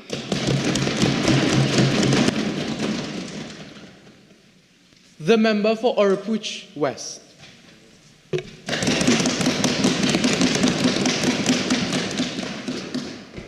Thank you, Mr. Speaker, for the opportunity to contribute to this debate. The government's favorite words are will and implement instead of applying actions. In an article written by Dr. Radhika Mahes, who is a doctor of philosophy, interviewed teachers, and they emphasized on the difficulties preparing a special needs child for the S.E.A exam. He doesn't have a teacher's aide, and she relies on his parents to assist him at home, and they are moving along slowly. However, our education system doesn't cater for slow movement because the syllabus has to be completed in time for exams. The teacher wishes for students with learning disabilities to be assessed differently, and it shows that there is a lack of resources, training, and support from the Ministry of Education. The Education Policy Paper 2017 to 2022, Section 4 Policy Statements highlighted some issues. Lack of standardized strategies to transition students from primary to secondary school. However, students with learning disabilities are still left at a disadvantage, as stated in the article earlier, Mr. Speaker. The Ministry of Education provides special concessions for students with disabilities for the S.E.A exam. In an interview with a special needs teacher at the Strategic Learning and Special Education Institute, Rhonda Belfont said 6 of 7 students were not granted S.E.A concessions. 430 applications were submitted, 284 were approved, 24 of those withdrawn, leaving 119 applications denied. However, the concessions are dealt with on a case-by-case basis. Mr. Speaker, there is a huge disconnect with what the Education Minister is stating about special needs children and what is actually happening in the ministry. Mr. Speaker, something is wrong. If a special needs child who is attending a special needs school for 7 years, I said, Mr. Speaker, and only 5 days before the exam, he is told that he would be writing the exam just like everyone else with no provisions. What does this mean for the student, Mr. Speaker? Why are we allowing our disabled children to operate at a disadvantage? In conclusion, we need to adjust our curriculum to accommodate students with special educational needs. From all the issues highlighted by my colleagues previously, this calls for the abolition of the S.E.A exam and the implementation of CAPA, Comprehensive Academic Progress Assessment. Thank you, Mr. Speaker. The member for Tunapuna.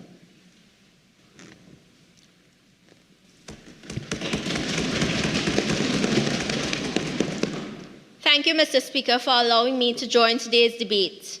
Mr. Speaker, from this motion the opposition presented, it is clear to me now why we are the government of Trinidad and Tobago and not them. I stand before you today to address a matter of great significance to our education system and, more importantly, to the future of our nation. The debate surrounding the abolition of the S.E.A exam has been passionate, and while I understand the concerns and criticisms directed towards this examination, CAPA, as the opposition wants to call it, is not the answer. The S.E.A exam as it stands has been a cornerstone of our education system for many years. It serves as a crucial tool in assessing the academic capabilities of our young minds and guiding them towards the most suitable education pathways. However, I acknowledge that no system is perfect, and it is our duty as lawmakers to continuously evaluate and refine our policies to ensure the best possible outcomes for our students. Mr. Speaker, I conducted an interview within my constituency this past week with a Standard 5 class along with their teacher. And Mr. Speaker, do you know what they all agreed on? S.E.A. tests their basic knowledge, but they require more time. And Mr. Speaker, that is what we ought to do. Listen to our citizens and their requests. Clearly, the opposition knows nothing about that. It appears that we are once again entertaining the idea of the continuous assessment, or how the opposition proposes CAPA, as a cure-all remedy for the challenges associated with the S.E.A. exam. However, history has shown us that this approach has been tried and unfortunately it failed. Professor Jerome Delisle from the University of the West Indies was asked, what is the true timeline that could be forecast for the removal of S.E.A. and the implementation of a continuous assessment strategy for the seamless progression from primary to secondary school? He Would the member responded, give way? Unfortunately, no. Short on time.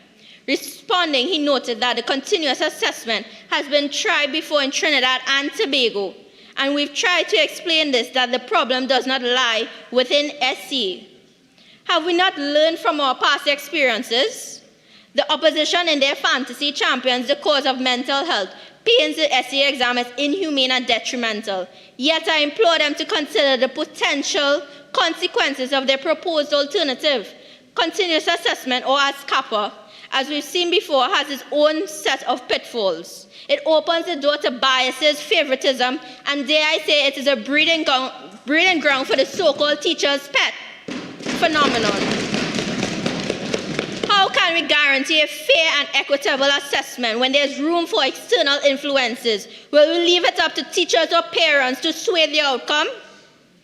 I challenge the opposition to reflect on the potential for undue pressure on students who may find themselves in circumstances where external assistance is more readily available. Yet we are not in that scenario. Member, Standing Order 4410. Reading from your speech, member asks, can you please use your speech for notes and reference, and please not to read from it. Member, you may continue. Isn't equity and equality what we want? Do you think CAPA is going to fix this?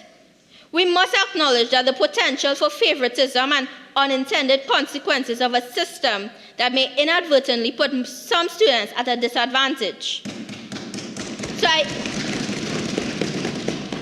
I urge the opposition to rethink their position, revisit the drawing board, and come back to this debate with proposals that are worth our time and consideration. Thank you, Mr. Speaker. The member for St. Augustine.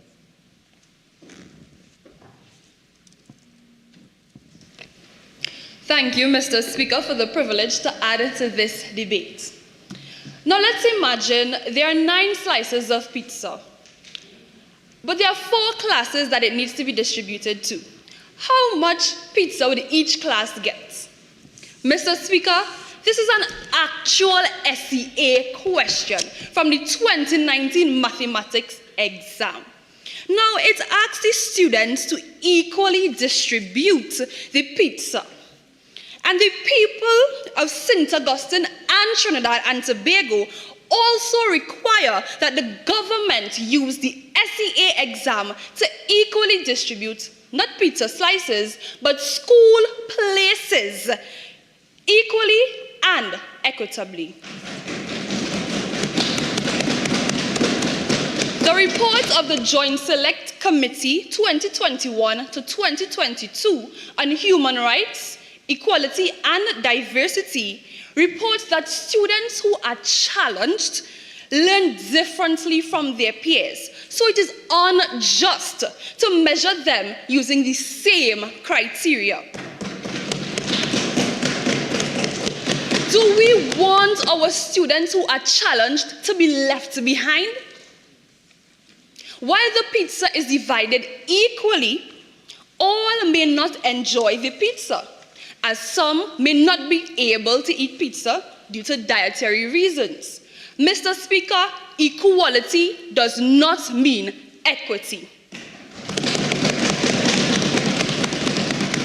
Now, I am not here to embarrass the government, as they already do that so well on their own. However, I am here to remind them of their obligation to equity. The Minister of Social Development and Family Services said that standardized tests is the only way. But it seems that we are more than just the opposition. We often have to research for this government.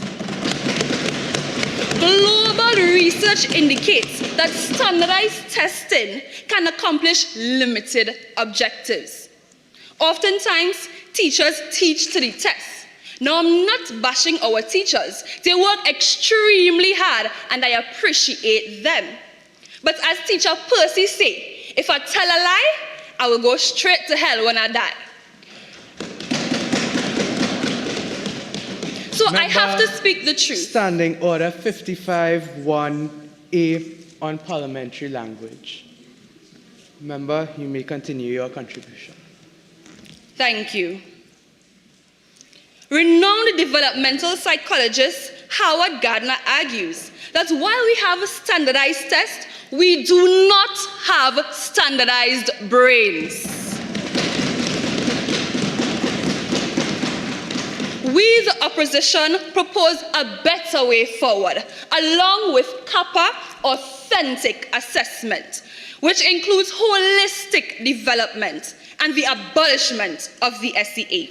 Would the member give way? Authentic assessment evaluate the capabilities of students that are often overlooked, such as emotional intelligence, which our society desperately needs.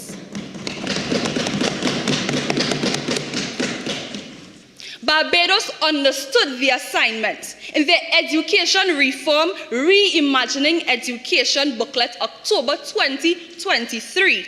They highlighted their decision to rethink and implement authentic assessment, which addresses social and emotional learning that our society needs. As a representative for St. Augustine and the nation, I echo their sentiments that the S.E.A. examination does not provide a seamless transition from primary to secondary education.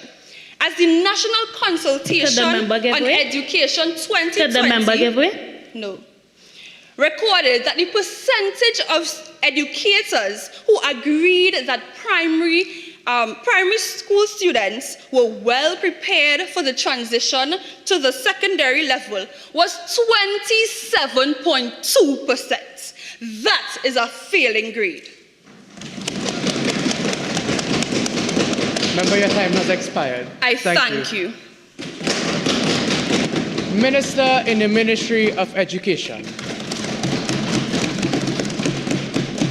Thank you, Mr. Speaker. We continue to discuss this validity of the S.E.A. exam when the transition from primary to secondary school has evolved over the years in Trinidad and Tobago. First, we had the college exhibition, in which there were only a few opportunities for secondary education, and so the probability of upward mobility in society was very low. Then we had the common entrance exam, which allowed for more persons to gain access to secondary education as more spaces were created. Now, Mr. Speaker, we have the S.E.A. examination, which allows for every child in Trinidad and Tobago to have access to secondary education. Mr. Speaker, as stated earlier by my colleagues here, continuous assessment in principle was tried between 2012 and 2016. However, the S.E.A. exam was ultimately reverted to. This system of assessment, the CAC, was given a nickname, Mr. Speaker, that I cannot even say in here. However, I can assure you that it rhymes with the opposition's proposed CAPA.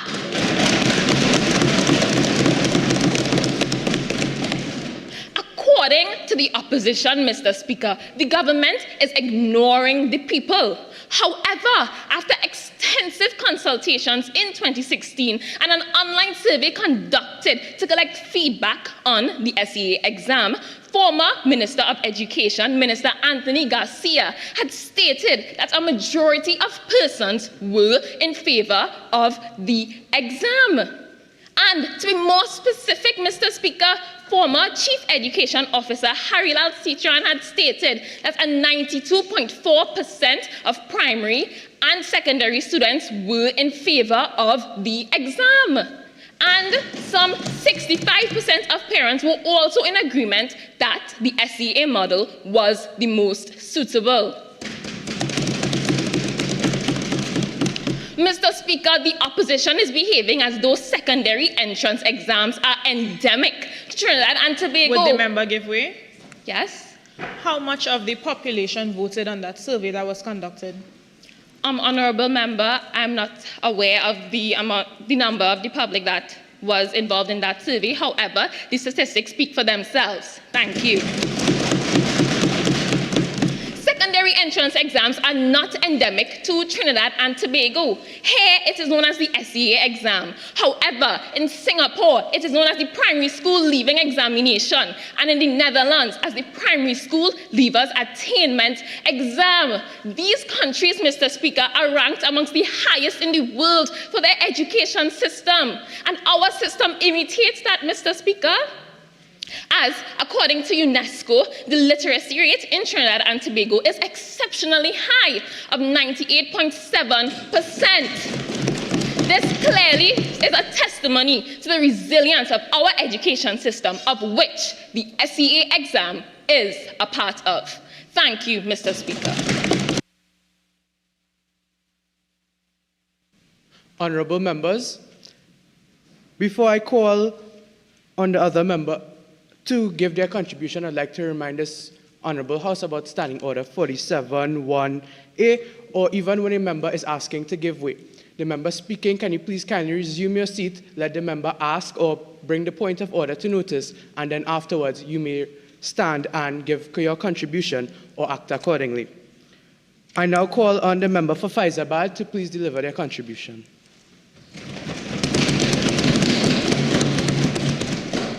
Thank you, Mr. Speaker. Before I begin, Mr. Speaker, I would like to address the member for Laventille East. She spoke on that we all did S.E.A., which is true. But my question is everybody the same? Are we writing S.E.A. even now, or we did it years ago? You can never compare us now, who sit in this very same set chamber, to S.E.A. to students writing S.E.A. now. You can never do that. So come again, member for Laventille East. I'd like to move on to the Minister of Finance, Mr. Speaker.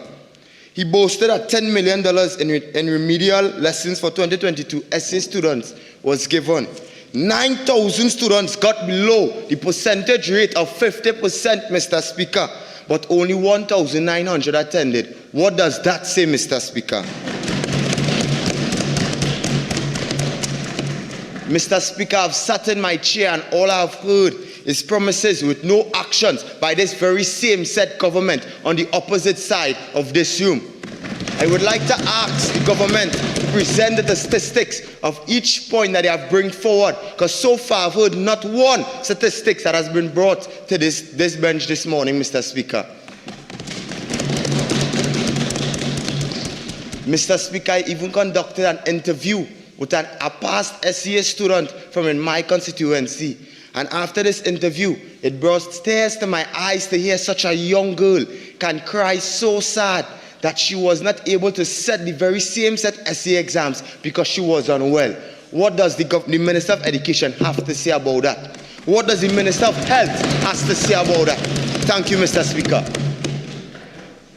Thank you, Mr. Speaker.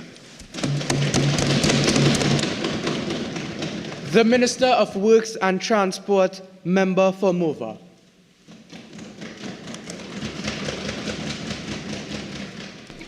Thank you, Mr. Speaker, for allowing me to contribute to this debate. Mr. Speaker, the opposition is saying that they want to abolish the S.E.A. examination because of stress, anxiety, and tension that it brings upon students. The opposition is also claiming that the S.E.A. examination is not relevant because of such issues. I would like to ask, what is the purpose of the S.E.A. examination? What is the use of going to school for 7 consecutive years, but there's no exam to test you at the end of it all? Mr. Speaker, those who are against the S.E.A. examination are not only misguided, but are leading its schools and students in the wrong direction. Mr. Speaker, the S.E.A. serves as a foundation for a child's academic journey, equipping them with essential knowledge and skills, Mr. Speaker. Mathematics, language arts, creative writing, these are subjects which are tested upon. So is the opposition saying that these subjects is not relevant to a child's academic journey? Mr. Speaker, things we learn earlier in life helps us get through life. Think about it. When we were in kindergarten, Mr. Speaker, we learned simple mathematics and English, which helped us get through primary school. When we were in primary school, mathematics, English, language arts, and creative writing helped us get through secondary school, Mr. Speaker. So, in time, Mr. Speaker, our knowledge builds up and it helps us get through life. Mr. Speaker, we cannot send our children from primary school to secondary school without any form of standardized testing. Wouldn't that cause more stress on students, Mr. Speaker? Mr. Speaker, the opposition is also claiming that the government is not doing anything for the stress that our students are dealing with, but this is not so. According to the Minister of Education, Mr. Anthony Garcia, in 2019, he stated that there are counseling services available through the Student Support Service Division. Mr. Speaker, while students have problems coping, they are supposed to be receiving support from psychologists and clinical psychologists, etc.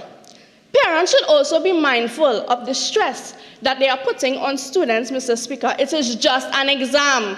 According to Dr. Lovelal Francis, Junior MOE, in 2019, it was stated that it is the culture surrounding the S.E.A., the drive for a perfect score, lessons upon lessons, and that is exactly what parents are doing. Both parents and teachers, Mr. Speaker, are making the exam into a competition. They want their students to pass for their first and second choices. They want their students to compete against other students, and they are not mindful of the pressure that they are putting on students, Mr. Speaker. And it is unfair to say that the examination itself puts stress on students. Mr. Speaker, according to Mr. Jerome Delisle, a lecturer in the educational administration at the University of the West Indies, he did a study, and it was clearly shown that we live in something called a class system, which means certain schools are deemed more esteemed than other schools, Mr. Speaker, which means that they are highly likely to receive a higher education. And that is no fault of the government, Mr. Speaker. And yes, the government can appeal to the parents and teachers with the stress that students are coping with, but changing the exam will not change the pressure, Mr. Speaker. It will always exist because of this class system. If the opposition looks at the Standard 4 and Standard 5 curriculum, they would see that mathematics, English language arts, and creative writing is not the only subjects that students are supposed to be learning. They are supposed to be learning other subjects as well on the curriculum. Would the member give way? No, sorry. Students are supposed to be learning other subjects as well, but teachers are putting all these subjects onto a student, and isn't that causing stress, Mr. Speaker? In closing, I say, Mr. Speaker, the exam is not the stress. It is both the parents and teachers putting stress on students. I thank you, Mr. Speaker.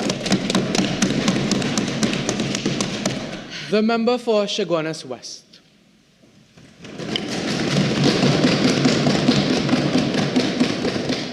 Thank you, Mr. Speaker, for allowing me to make my contribution. I am here to prove that the S.E.A. exam is no longer effective.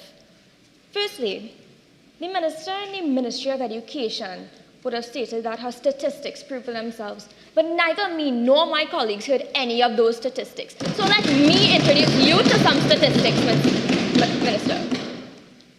Over the past 5 years, there has not been an increase in any of the statistics for any pass rate above 50. In 2018, 65.5% children passed to above 50%. And in 2023, there was only 58.06%. There is no increase, Mr. Speaker. The children who make the marks over 50% are put into the quote-unquote good schools, while the children who make under 50 and below 30% are put into bad schools or zoned. Would the member give way? I apologize, however, I'm short on time. Moving on. When these children who make under the 50 and 30% who are zoned are put into these schools, there are no proper facilities, no proper teachers, nothing to help them, nothing to improve their academic abilities. All they have to do,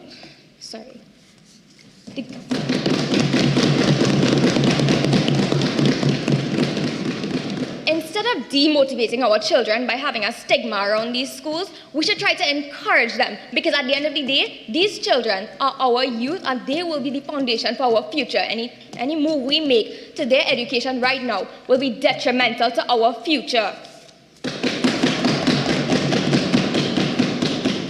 To begin our way of pushing these children, we need to firstly establish the fact that S.E.A. is not objective. This is because of the inequality faced by these children. These schools themselves have bad infrastructure, no proper bathrooms, classrooms, libraries, no proper ventilation, Mr. Speaker. And I am positive nobody on the government bench would give their speech without the comfort of the air conditioning in this chamber.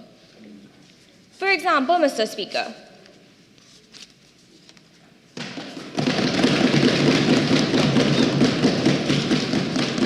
in Happy Hill Hindu School in 2023, due to the fact that the school was under construction, the children could not attend school. This would have put them behind on the syllabus. Would the member give way? I apologize, however, I am short on time. Braden Roberts, the Tutor Tobago officer, spoke about leaky roofs and plumbing issues in primary schools in Tobago, Mr. Speaker. This would have caused health issues with the students and would have affected their learning. For S.E.A. to be objective, we need to start paying equal attention to all primary schools. Because I am appalled that the government is okay with a 58.06% pass rate in 2023, Mr. Speaker.